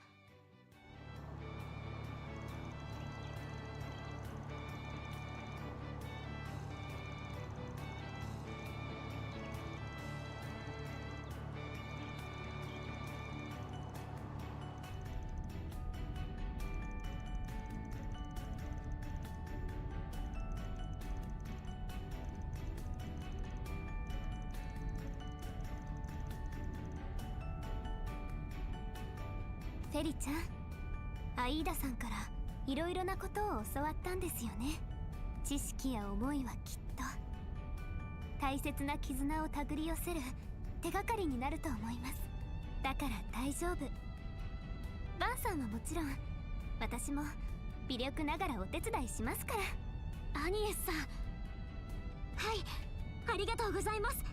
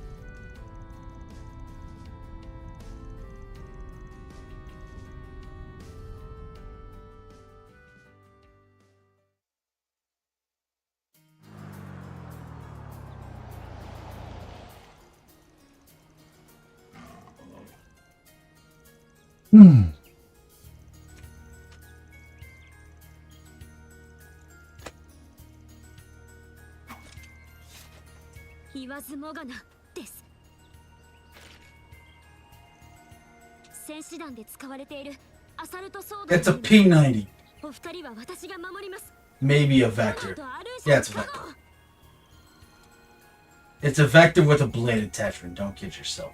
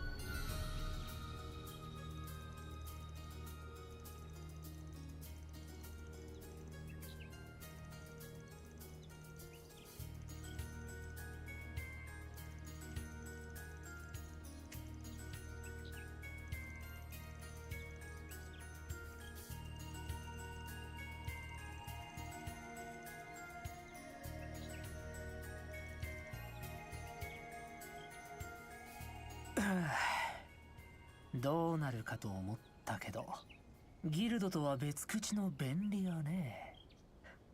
ちょっと面白そうかな。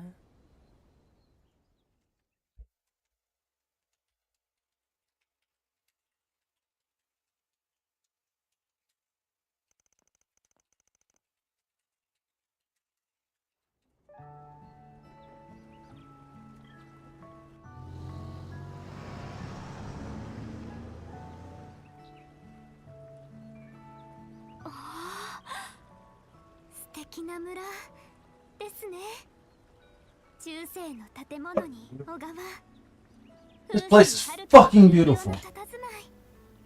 途中の麦畑も綺麗でしたけど、白い花の畑はひょっとして。そばだな。この辺りじゃガレットなんかが有名だぜ。はい、アイーダさんもランチにはぴったりって。本当に来られたんだ。バスの客も足止めだろう。俺たちも一旦ランチにするか。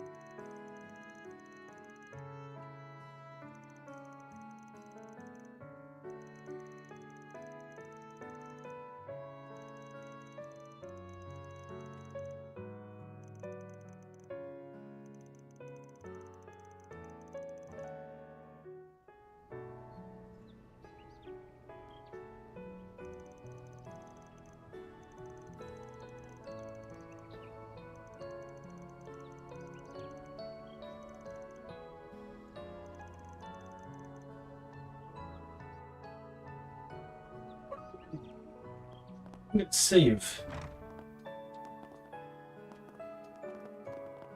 this is where we're gonna cut it. Oh, I released it. I thought I was.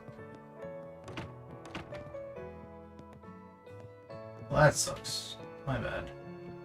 I guess I have to do all this shit first too.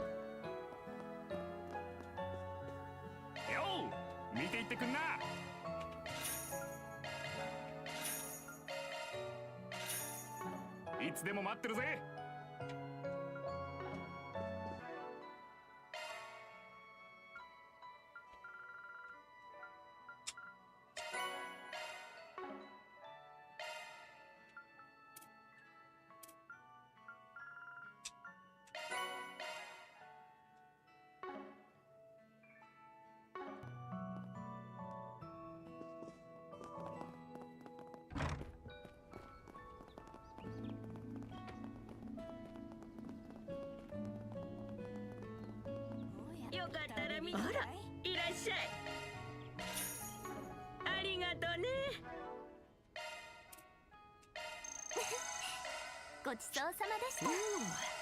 食った食った。染み渡るぜ。染み渡るぜ。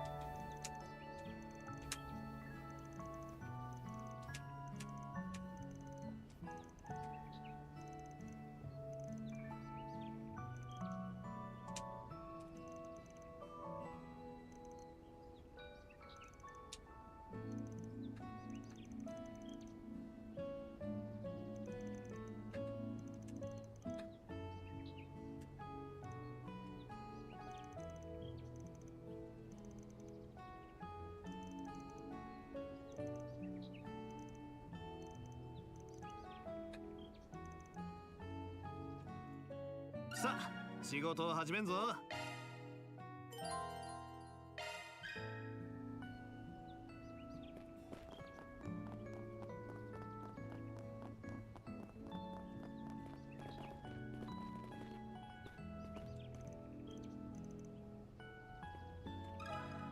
ちょっといいか。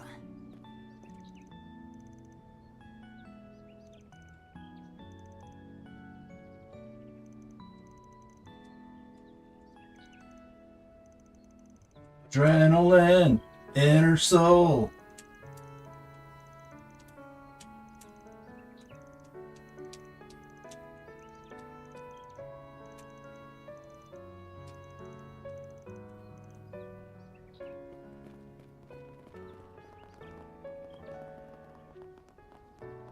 Ah, こんなに大きなものが風で動くなんて。何をするの？スケジューラーを起動、目的をセットしたわよ。私もこんなに近くで見るのは初めてです。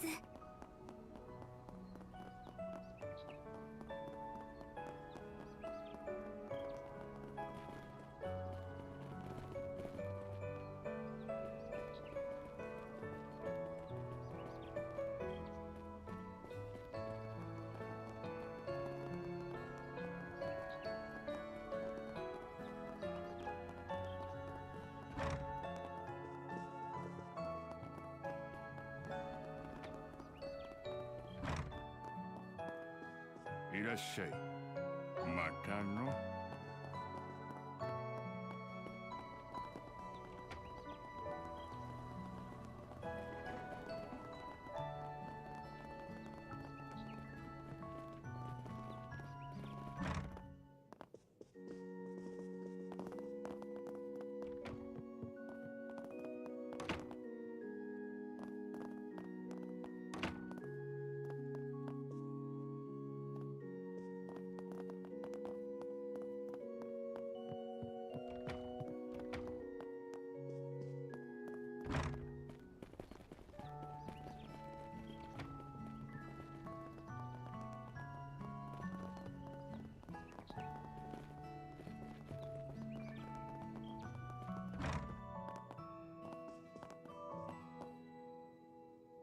要件は何？はい、またね。要件は何？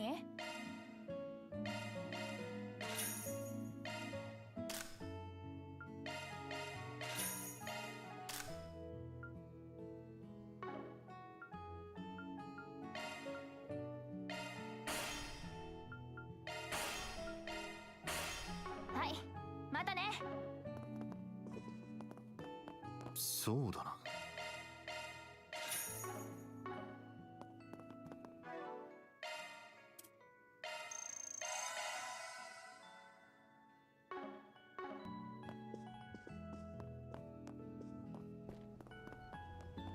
何をするの？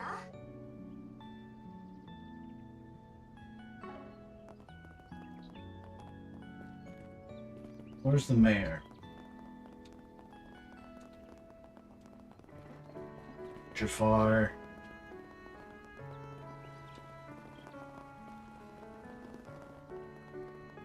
Enter. Let's... 立派な風車よ。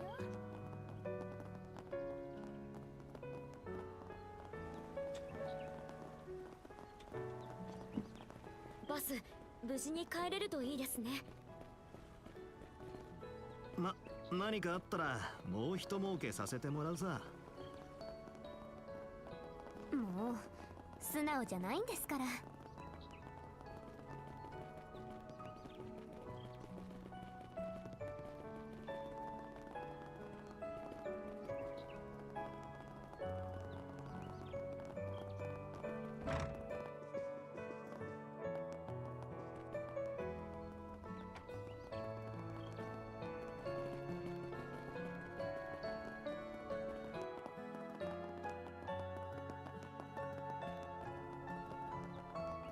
Nice.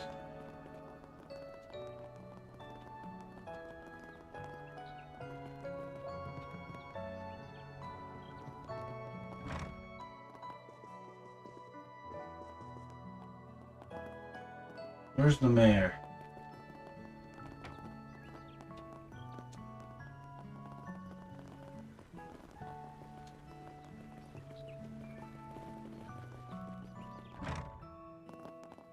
There it is. There. ちょっといいか。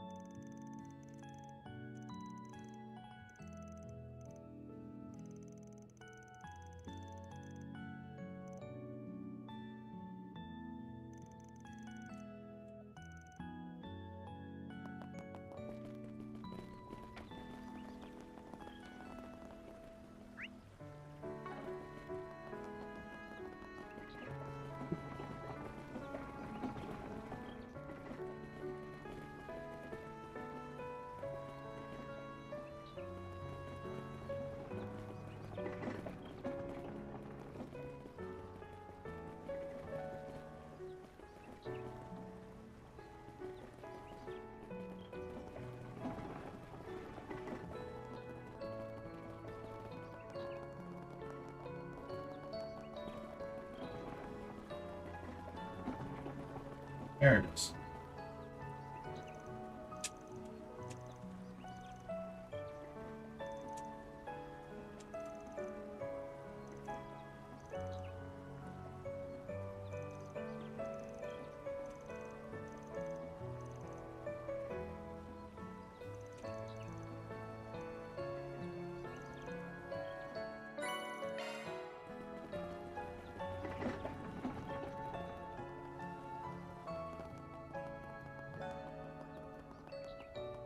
Let's go say it to Giovanna.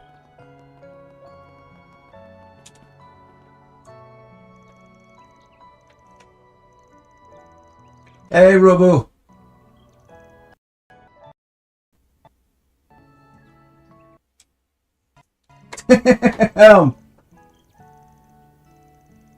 Yeah, it's really great. Sorry. Had to be away from keyboard for a moment.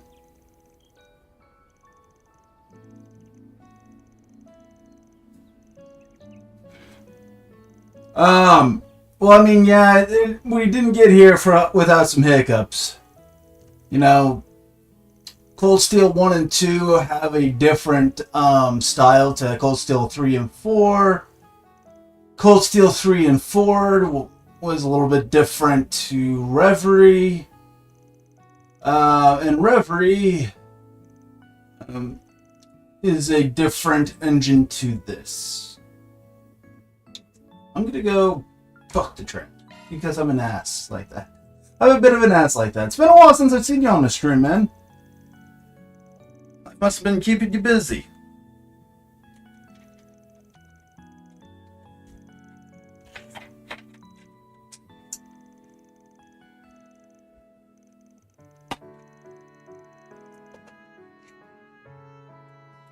I say go with the shrimp. That's fair. That's how I feel a lot of the time.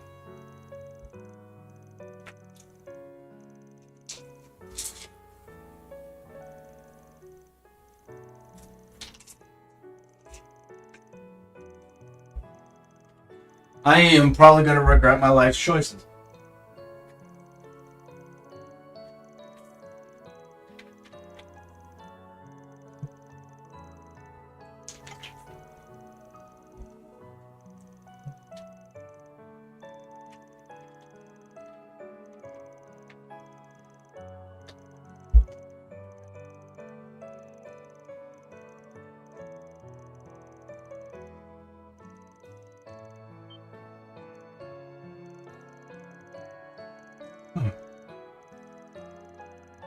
Today's been tiring, I'm not gonna lie.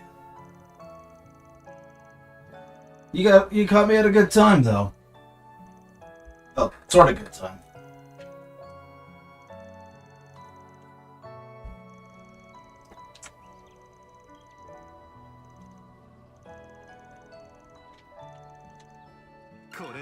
I might be streaming just for a bit longer so we can introduce a certain villain character / antagonist here in a little bit, because we're gonna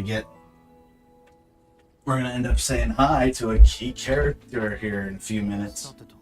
I won't say what his name is or her name is.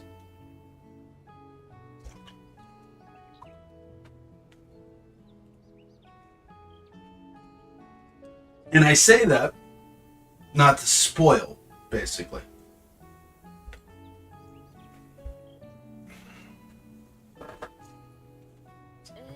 Let's just say this character / antagonist is very interesting.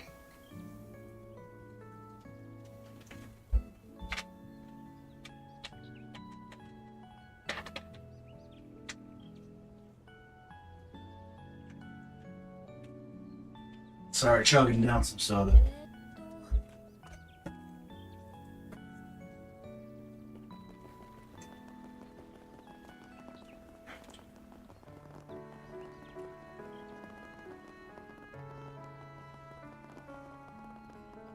Okay, so now we're just gathering eyewitness information.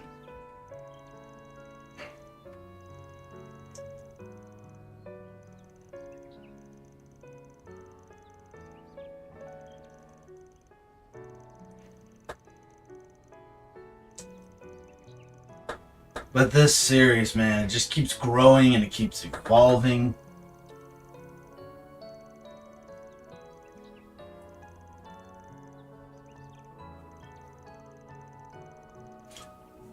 Yeah, that's true. And it has multiple button prompts, and in this game, fun fact, this game introduced a new text option where they introduced this thing called topics. Not necessarily revolutionary, but even having this feature is pretty dang spiffy. Oh, and they have achievements in-game. Remember how I told you about that? Yeah. They have an achievement tracker in this, with some extra ones on the side.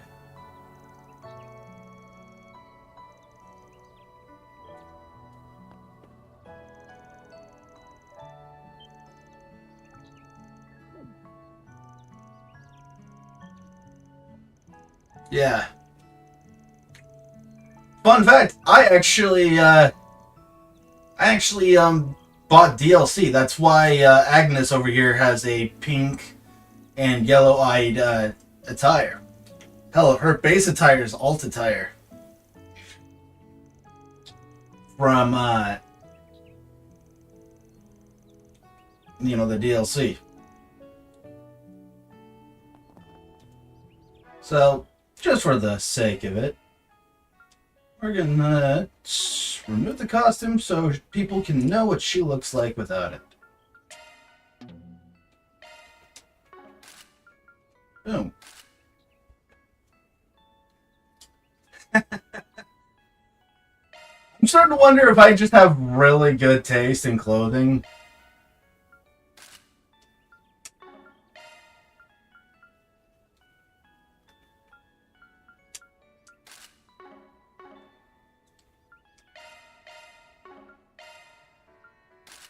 So this is basically from a character from the previous game in Reverie. That's a Reverie attire. This game likes to be very referential with past games. So this is also a past game thing. They all also have their swimsuits, which I don't really want to get into that. Oh, I want to see what her stuff looks like. Ooh. I actually really like that one. This one is like, okay, that's a thing. Huh. I'm actually surprised I get. Why is it that I get so much more attire for Fairy than I am with the other characters? I know, right? I agree. I absolutely agree. Yeah. In case people don't understand, that's like my favorite. Oh, yes, absolutely. Oh. I just made her 10 times cooler. I don't know. Maybe amongst a certain community that I'm personally not a part of. Anywho. Let's see.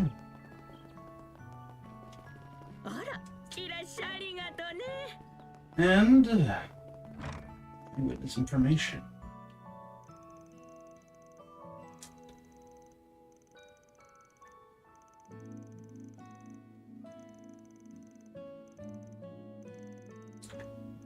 Oh yeah, they're all great. Some of them in Cold Steel may not be my preference, but you know, Cold Steel's divisive in general. People really like Reverie, people really like Sky and Crossbell, but Cold Steel's pretty divisive. And from what I've been hearing, all I hear is either praise or, you know, that it's only inferior to Reverie, so depending on who you talk to, basically. Personally, not gonna lie, I like Crossbell, but From Zero is practically next to the bottom. To Azure is maybe top 5, maybe. I don't know. I'm very conflicted on how I feel about certain games.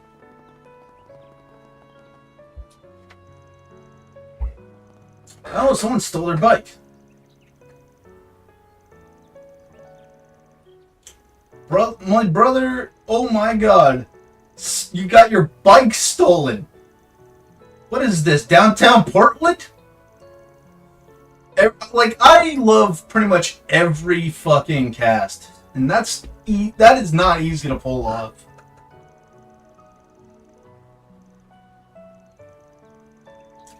Oh, don't worry, I'm very well aware. I'm one of those people with very controversial views on that sort of thing. Because the stuff I consider the worst is never one that other people consider the worst. And some of the stuff I like better are games that people hate. Oh god. 4 is nothing compared to 5. Like, it's not divisive as much as it is 5 being universally reviled. I have never seen anybody speak positively about 5 whatsoever. Oh. They really changed the high speed mode. So I'm playing on very easy.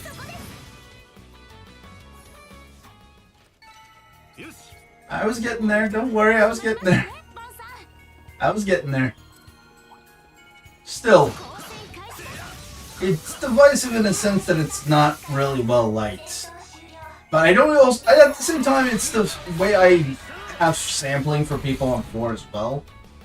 Because with 4, no one I know likes it. It's not considered the worst, but no one likes it.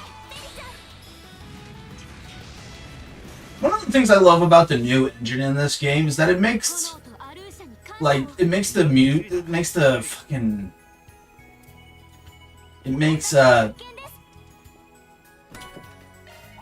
all the fire attacks look cool, but at the same time more realistic in a way. Like, that's something I gotta, like, really mention. It somehow manages to make them...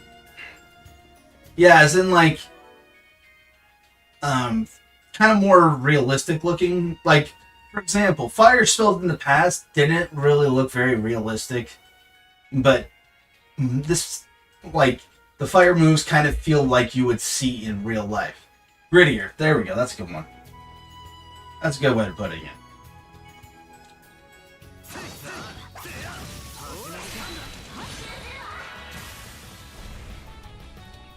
Keep in mind, I have some problems with this game. Like, off the rip, there's some audio issues that I'm not a fan of. One of them is that I'm pretty sure that they nixed some of the voice lines in the base Japanese version. Yeah, and it's... Overall, it's not really something that people talk about when it comes to visuals. But at the same time, it's like... There's some problems that, for some reason, only the knee support has.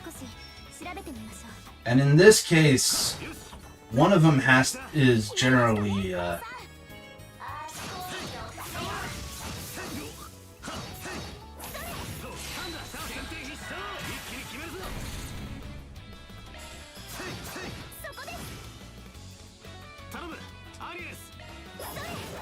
for some reason, only fucking...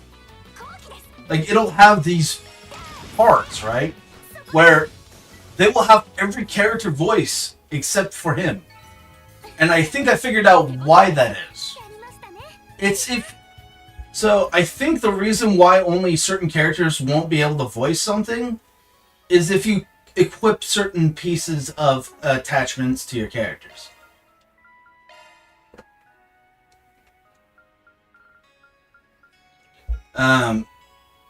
So, I had this set on one of my characters.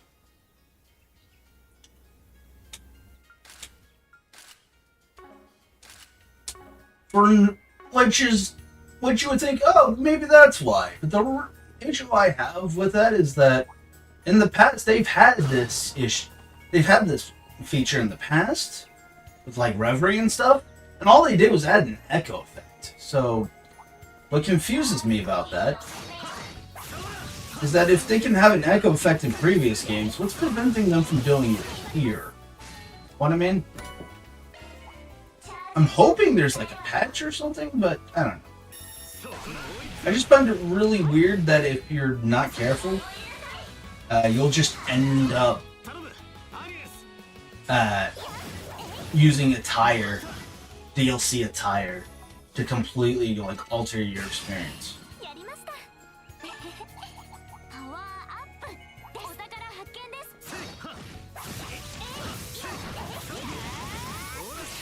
Because again, they've done this in the past, right?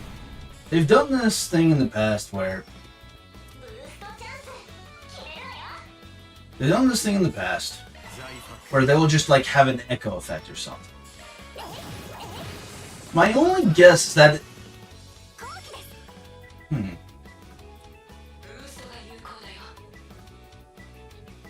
yeah, I mean those are some fair guesses. I'll agree on them.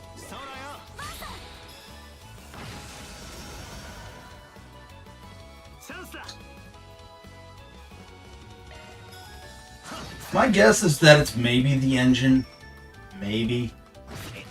It's kind of me reaching, but yeah, in general, that's my guess on it. It's like, no.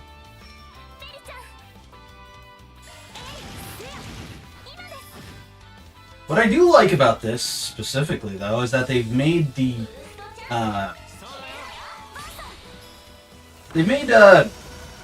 fucking follow-up and the follow-through a lot easier to do. So now you don't have to worry about, like, having it be overly convoluted. So I figured out something. I figured out something, right? Remember how I told you it was, a mixture of the two?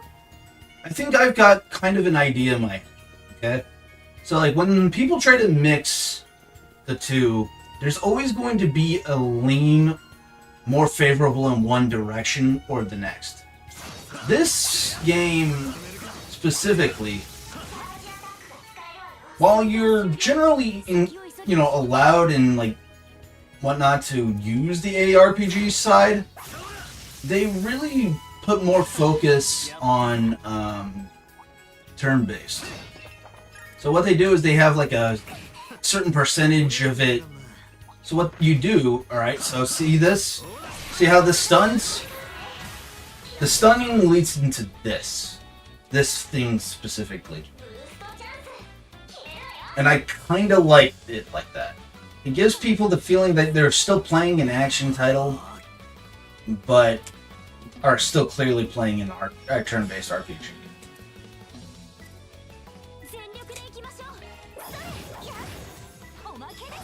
They tried something different. They tried two different outcomes with Game Maker and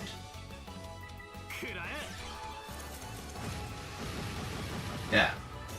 I don't think there's a possible seamless transition between the two mechanics.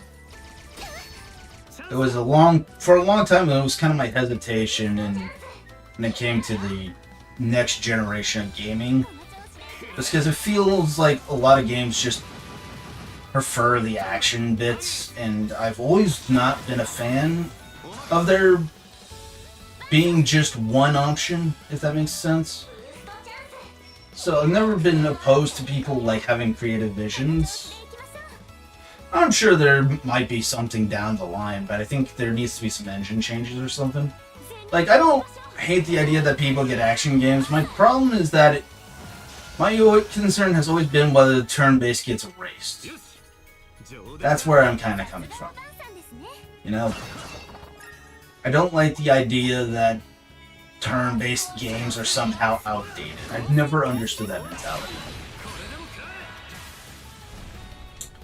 I respect creators' vision. And if something's not for me, then it's not for me. But one thing I've always... Yeah. Well, I mean, that's not even hard to do, really. It's really not that hard what people don't really get is that it's not that difficult to sell it, especially with games on turn-based that have special attacks. Well, all you really do is you use these, like, specifically special attacks, especially in games like Trails. Trails in turn-based wise, they have these things called S-crafts. Neptunia does it to a certain extent as well. There's a lot of video, like when you go onto YouTube, like if you're gonna go to, like, I don't know, look up all Neptunia EXE drives or all S-crafts trails, you can probably work something with that. I think you can actually make it engaging. This could also be me leading way too much into the YouTube meta though, so, you know.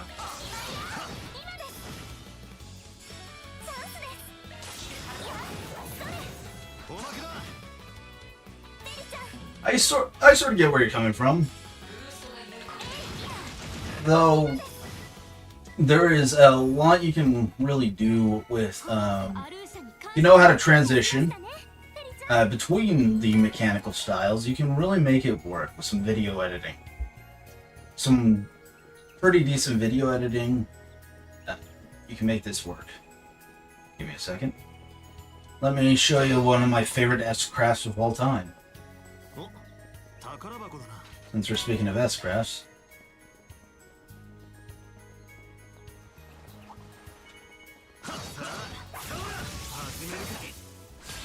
So, let's go. Watch this.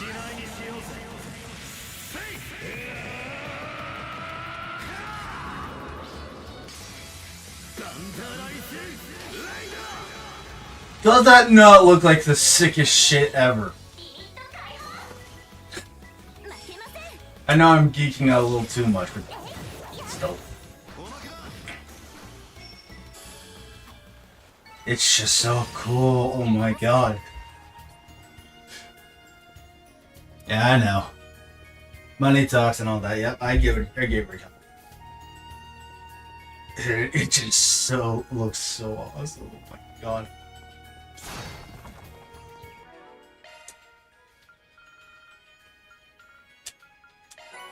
I just fucking love this series.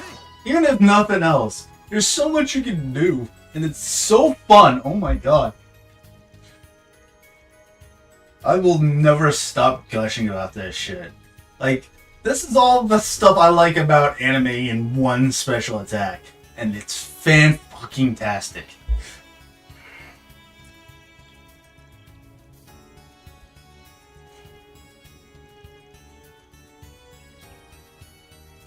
There's a reason why people love this series. There's so much to love and very few to hate.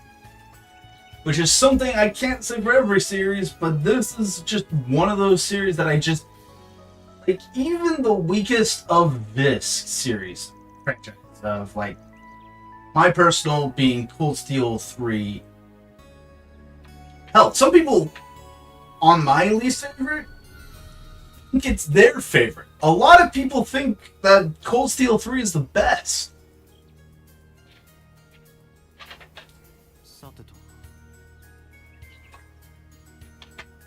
Like, yeah, because Neptunia, Trails, all three in general have their own, like... It's kind of hard to describe, but the way people kind of bounce off of each series, what I find fascinating is the way the spectrum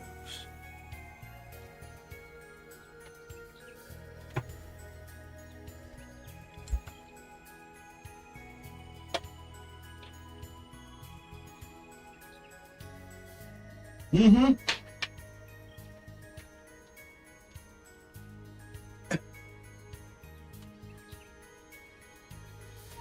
Oh yeah, it's easily the weakest for me too.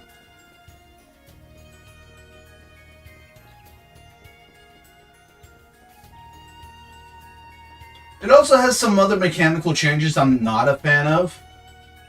Like from previous, those who don't know, from previous Trails games, what you could do is you could use an S-Craft and you could stack its attack power.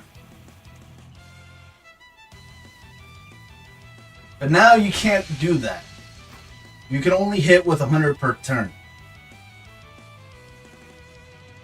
So one of the things that Series has done in the past where charge points, I believe CP stands for in this game.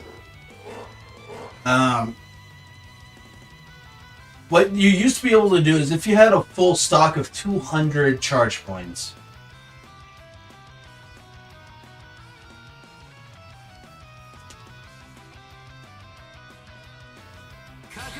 you used to be able to stack it.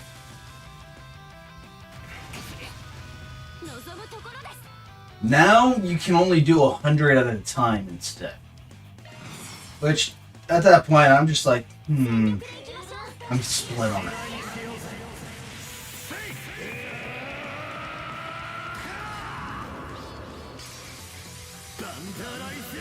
Fun fact, the Japanese voice for this character is Daisuke Ono.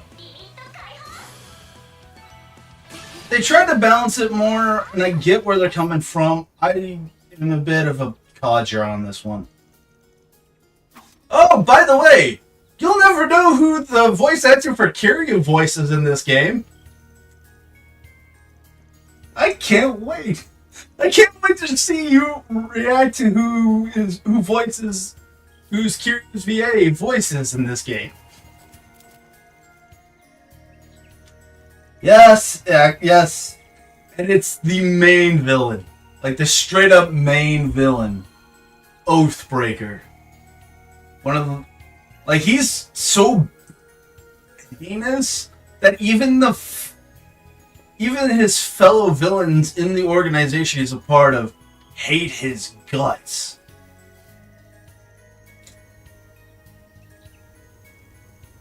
Pretty much. And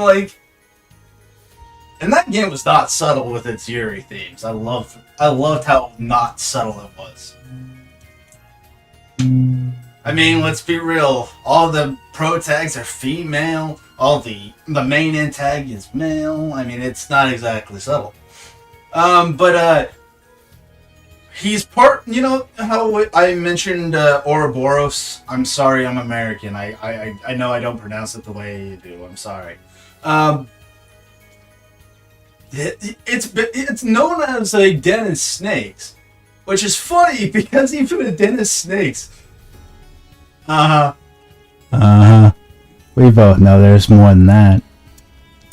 Wink, wink.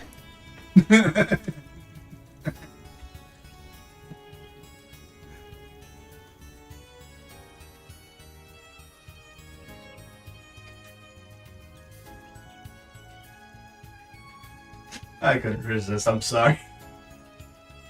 But like, when you're so messed up of a villain that your fellow den of villains, they are Ouroboros in like an analog is like the Akatsuki from Naruto in this series. And even they, his fellow villains, hate Oathbreaker.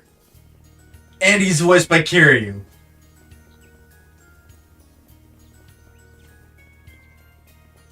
So, you know, anybody voiced by, you know, Kiryu's VA is just gonna... You're gonna win me over.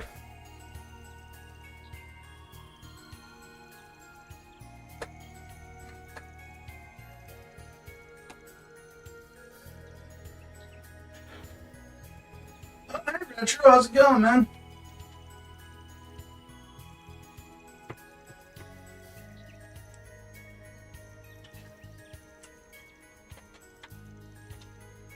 I'm glad you mentioned that.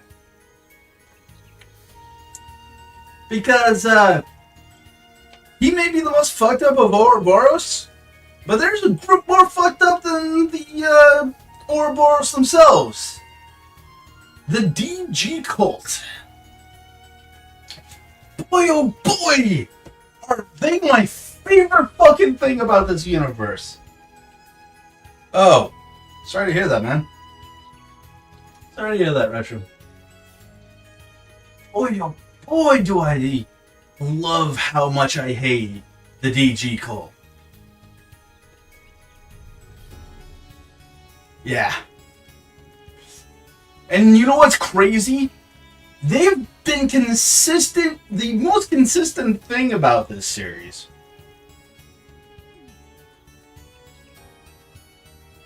They find new ways to integrate the DG cult and their presence, despite being eradicated in, like, you know, the Crossbell / Cold Steel 1 through 2. Even when they're eradicated, they're still felt. It's eradicated in Erebonia and Crossbell.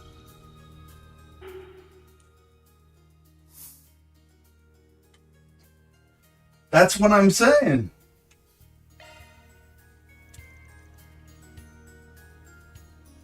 Like, one of my favorite things about this series is how every little thing matters. Everything. You'll never know what your actions what their actions in this series are will ever affect the greater narrative. The DG cult, in its most ironic state, is like the connecting point of all of this. That's the encapsulation of what makes Trails so amazing. Even though it's like one of the most vile groups of all time. It is one of the most vile groups of all time, but yet the most consistently well-written parts of this entire franchise. And it's fucking amazing. Yeah, us Trail Bros keep losing when it comes to your pulls.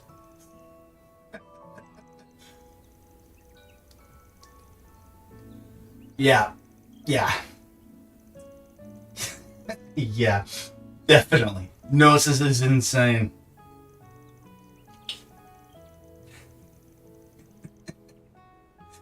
I mean, Trails Bros keep winning, like, when it comes to game releases, but it is what it is, yeah. And I know, I definitely know that more than ever, us fans of gaming are just given so many great things to experience lately. You know, despite all the weird, you know, social media crap that goes on, we're still getting fantastic games. We're getting fantastic stories, beautiful artwork, great music.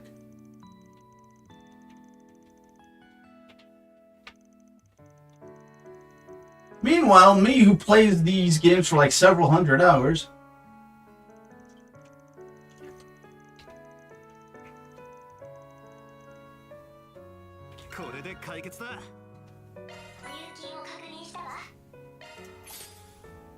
I mean, I played Genshin for fucking 700. Yes, I am.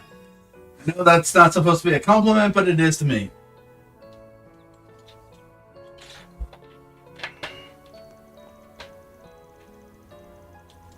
I love Death End Request. I love it so much.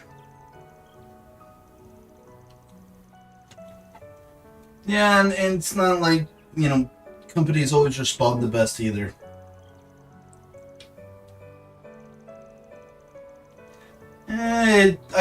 I kind of see that, but I don't agree. I actually really like it. The story is fantastic, but there are some tweaks it could do to improve, basically. I mean, I like Death End Request 1's bouncy castle.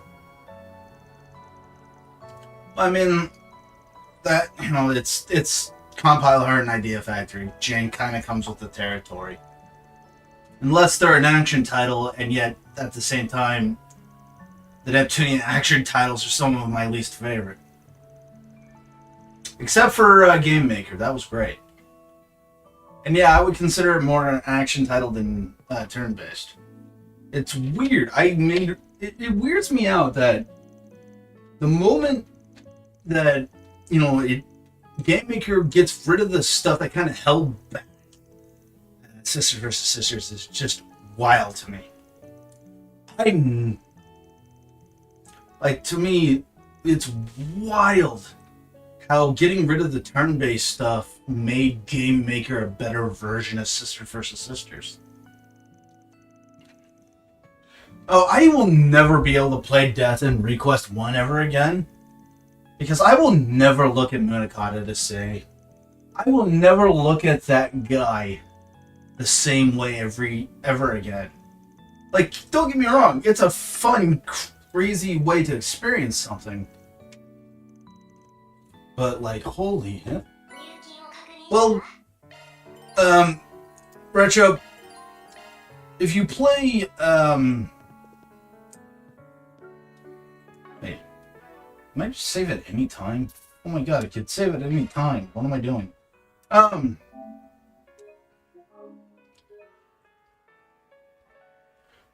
Nope, I do not. No, no, Z is actually not a sequel. Well, or at least not a technical sequel. Yeah, that's probably the best way to put it, is that, like, the reason why I can't look at Munakata the same as the spoilers. So I heavily suggest you play Death in Request 2, and make sure to do 2 playthroughs. Make sure that when you do Death in Request 2, you do 2 playthroughs. Or else you will not pick up on what Robo and I are talking about.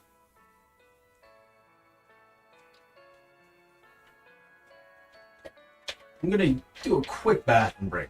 But yeah, you're gonna have to do 2 playthroughs. I know, but in order to understand why that's a thing that Robo and I are talking about, that's what you have to do to kind of get that. You're back.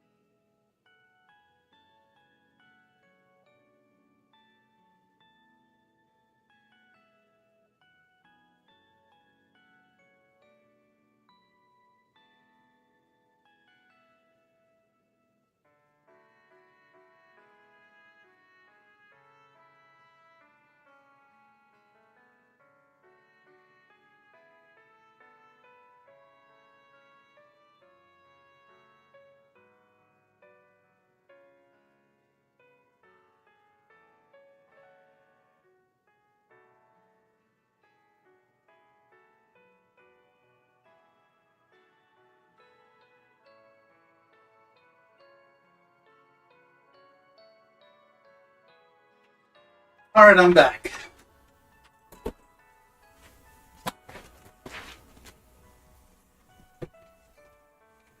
Also, what might be one of the...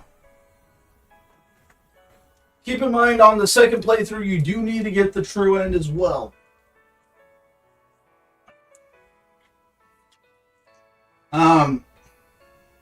I think that's honestly its biggest weakness. I think its biggest weakness is that it requires a second playthrough to understand it all. And that you have to, on the second playthrough, get the true end. That, to me, is probably the biggest weakness of its narrative. Because it specifically locks it, you know, the entirety of it behind that.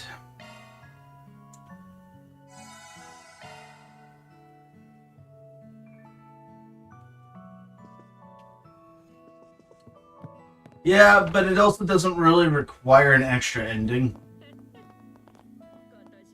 And CS2's biggest weakness is that you kind of have to be able to complete two Azure to kind of figure out what's going on there. One of the difficult tricks of all of this is that you have to kind of... It's honestly a good comparison because both Death and Request and... Oh! It's time to introduce them! But before I do that... Hidden Quest!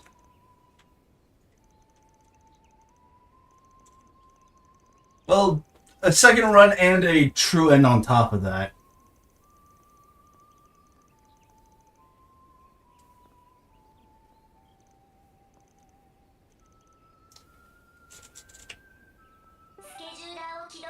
Ah, fuck it, I'll do that one on the second playthrough, I guess.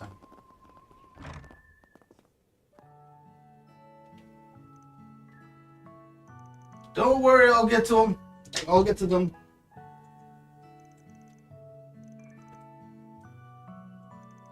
Oh, really? I didn't realize Blue Reflection required the true end, too. Oh. Yeah, right? I've played the fan translation. I both love and I hate the person that's coming up. I forgot how to complete this that quest, though. That secondary quest.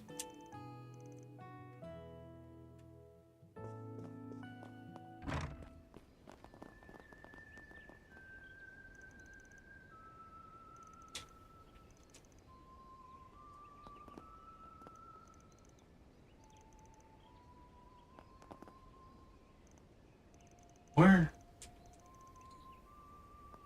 Am I supposed to wait until I have this done? Is that what I'm supposed to do?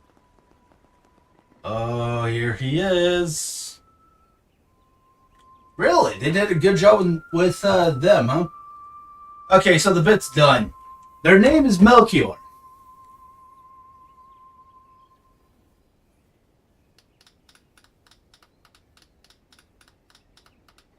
Oh, okay, that makes sense.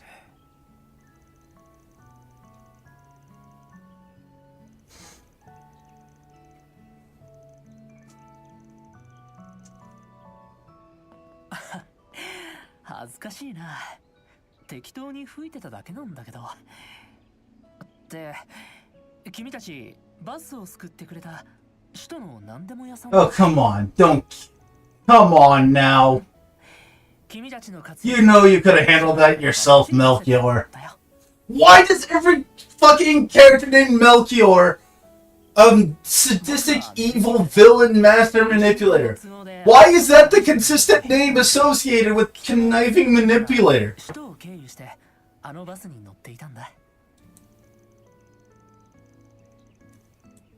Yeah, it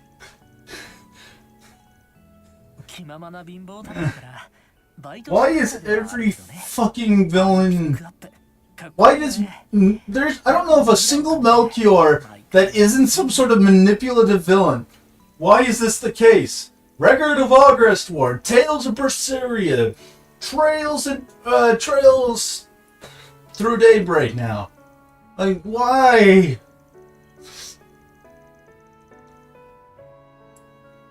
I mean, it's not a spoiler, we're already saying hi to them.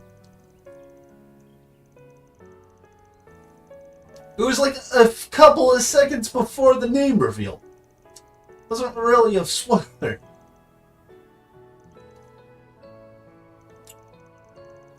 Why is it like that? Why is every Melchior?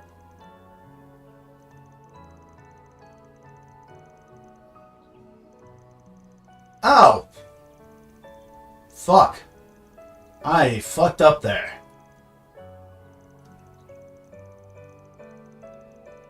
I didn't even think that would be a spoiler with the whole villain thing.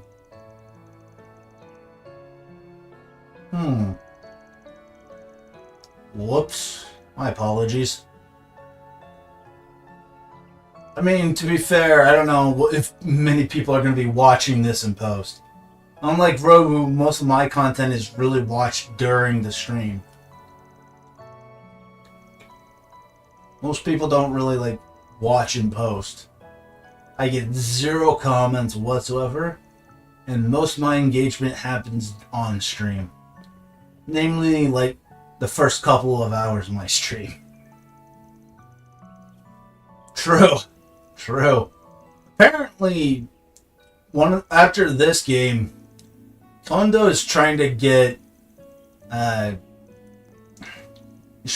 Sky remade, which, you know, if fair enough, I do apologize. That's mostly my fault, but also partially the fault of Comcast. I don't know why, but anything like short of anywhere between 9 to 10, I'll just get like screwed over.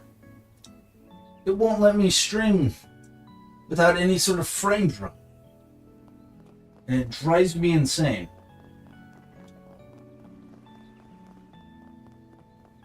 Now we can get the quest done. Okay, so I have to wait until Melchior whistles.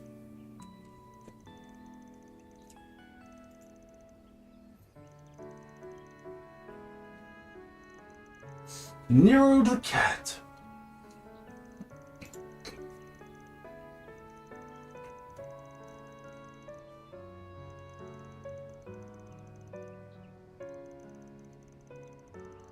Oh man, that would make things difficult to watch.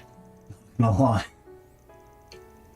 The fact that you start around 1:30 a.m. to 2 a.m. my time makes it the perfect time to tune into your stuff, man.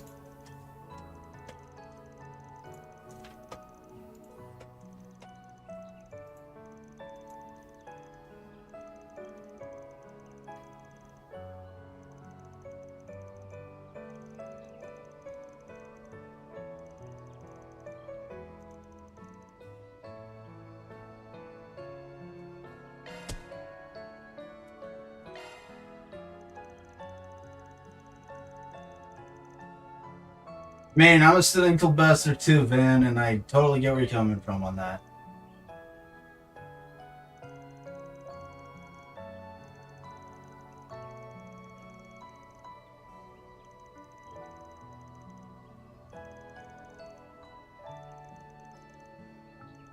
Yeah, but I've done this for so many years at this point that I kind of just like, it's a lot easier on me than everything else.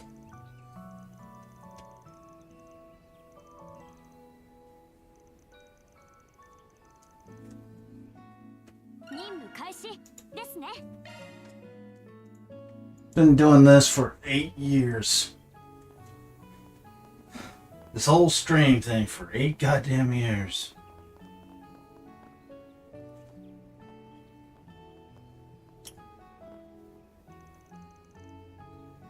That is a disturbingly realistic looking cat.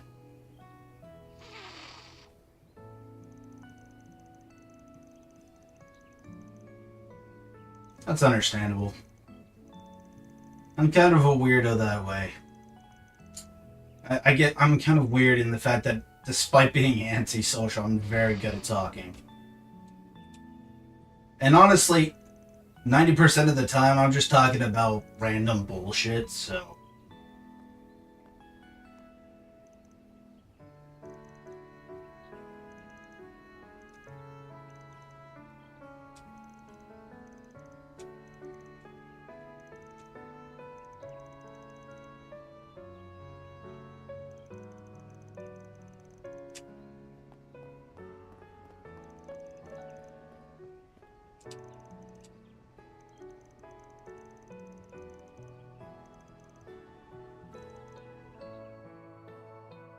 Yeah, it's all about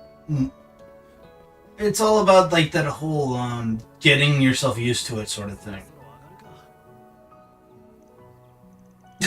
That is a weird thing to transition to.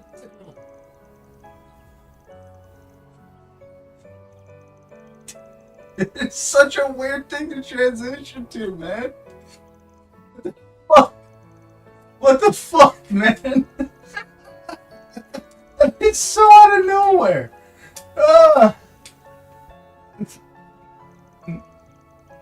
Not the animal smell. Okay, that one actually, that one sent me.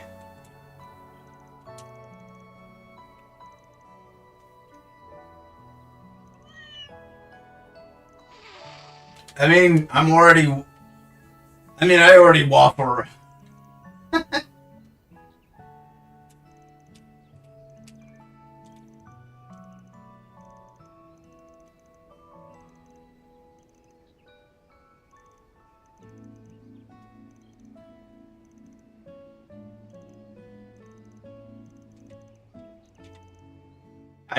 Yeah, true.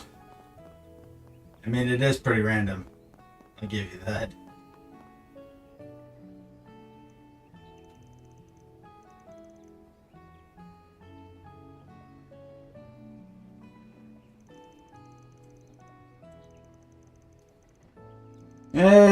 Think of it as like a combination of like a test run and then like figuring out what they can get away with. Or in some cases, they just start with like that as a pathological thing. Have a good one, Robu. Cat's like, oh no!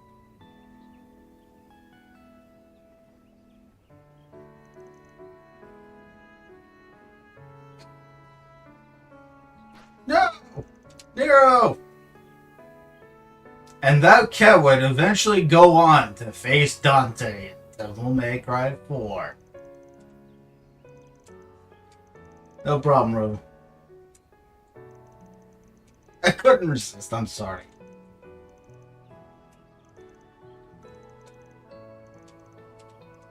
By the way, my issues with this game's voicing has nothing to do with scenes like this where they're consistently because, you know, if they're consistent, then it's not really jarring. The trick is consistency here. Cat just like says, nope.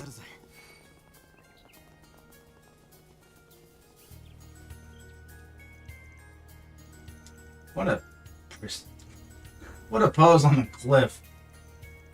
I'm gonna tell my kids this was the Lion King.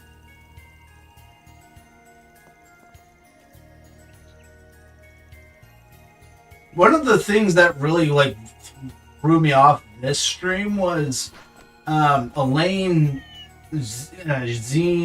Jean or whatever, I can't pronounce it right, and that other dude talking with Vaughn, and everyone else is able to talk with not Vaughn.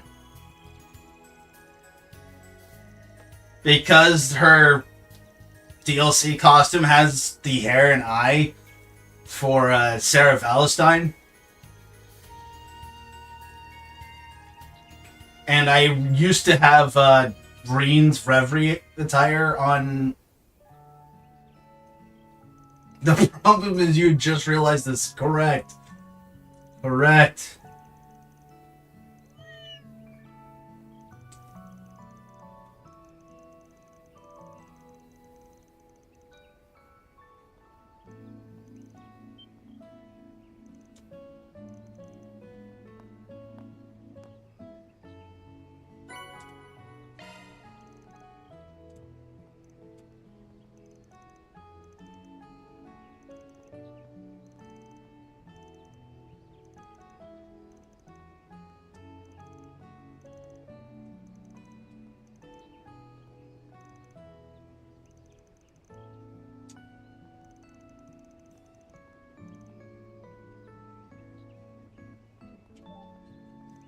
Honestly, man, I have no idea.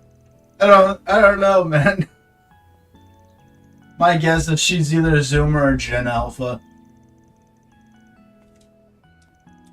Kind of hard to judge considering that, like, they're like in the 1200s there, but here it's like the 2020s.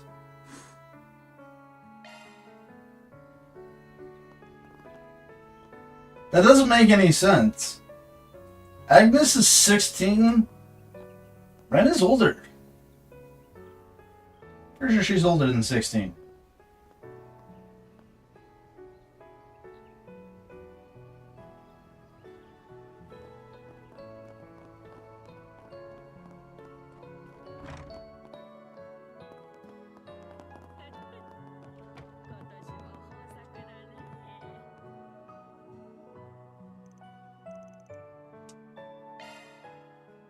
Oh, really? She's younger. Oh, it's still not much of a difference. Generational wise, it's always like 5 to 10 years. So they're probably both Zoomers or Alpha.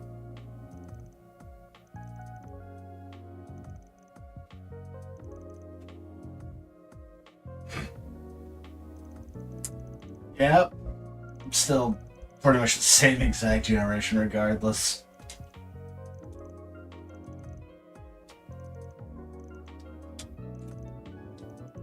Remember, their time frame is like the 1200s. Ah, yeah, that makes sense.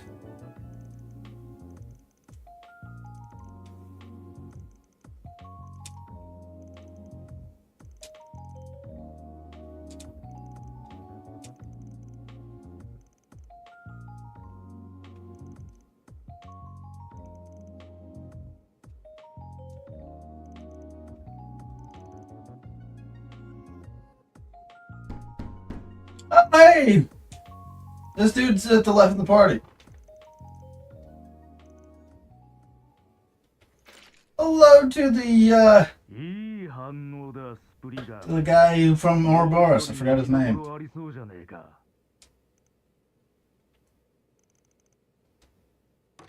Forgot his name. Walter! Walter! Alright. He looks so cool. No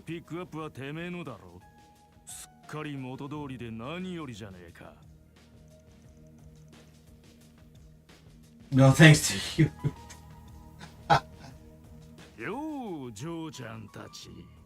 Walter! Walter! For those who don't know, I'm referencing a pro wrestling thing where wrestler used to be known as Walter.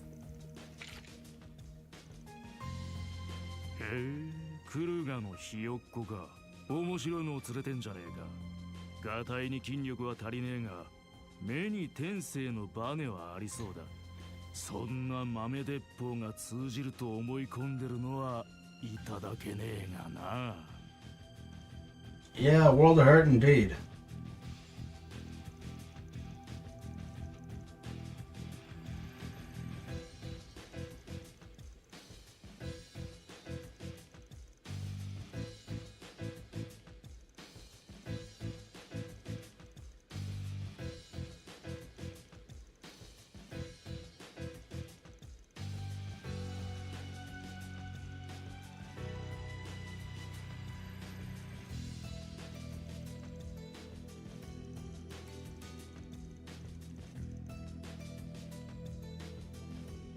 I just really love Van as a character.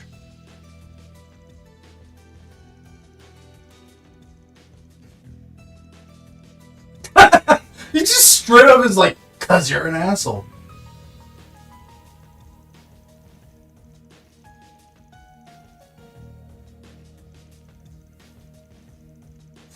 And what's funny about this is that the reason why they burned a bridge is because he destroyed his vehicle. No cap. Same. I could buy like the goody two-shoes thing from like Estelle, but... And to a certain extent, Lloyd. Though, in fairness, Azor kind of had him get a little more unhinged.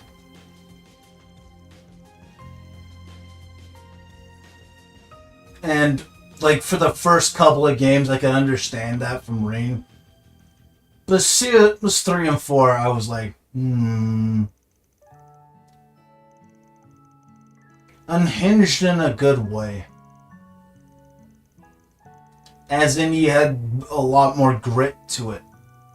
Grit to him. Sorry, can't speak for whatever reason. Like, does a sane person, like, just run right near a potential black hole? In Azor, specifically. As for Reen, CS3, 4, and Reverie, I just feel like I couldn't buy the good guy act. Like, in my opinion, the end of CS2 should have had Reen become a bit more jaded. But all it really did was just make him more of the same.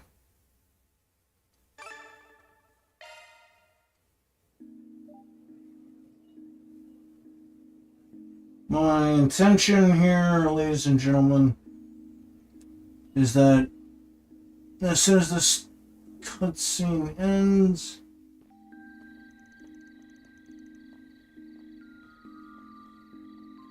yeah, true enough. Sure enough.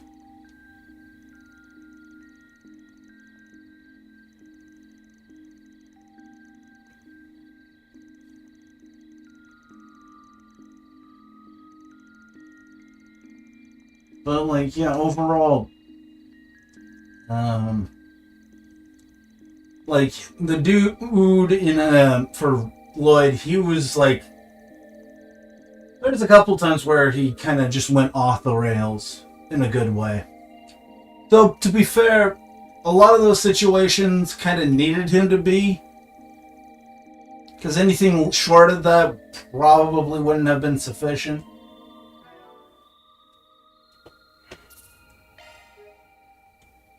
Oops. Me too. I did like it a lot.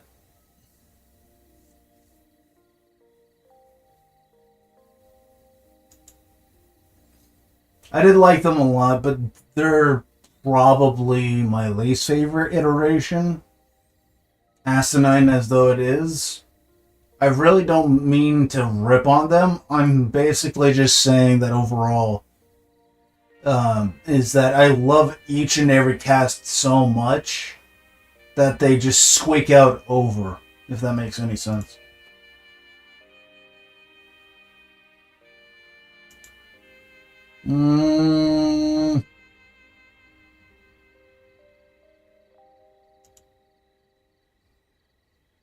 I get where you're coming from. I don't share that opinion, but I get where you're coming from on that. Yeah, I don't get that. Actually, I get it. I'm just not sure I agree. Shocker. I know.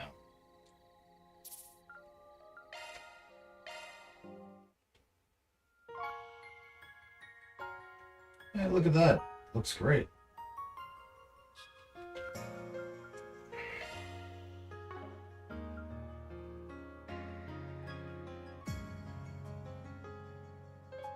Anyways, thank you all for watching. I started this a little later tonight. Wait, why are you calling me chicken? Well, I honestly intended to cut this like an hour ago.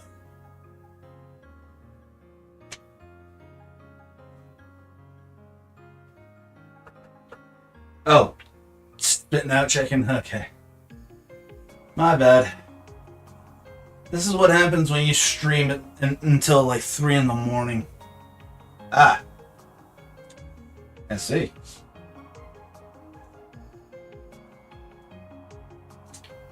Anywho, thank y'all for watching.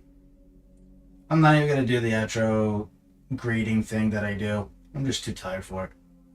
Same. Have a good one.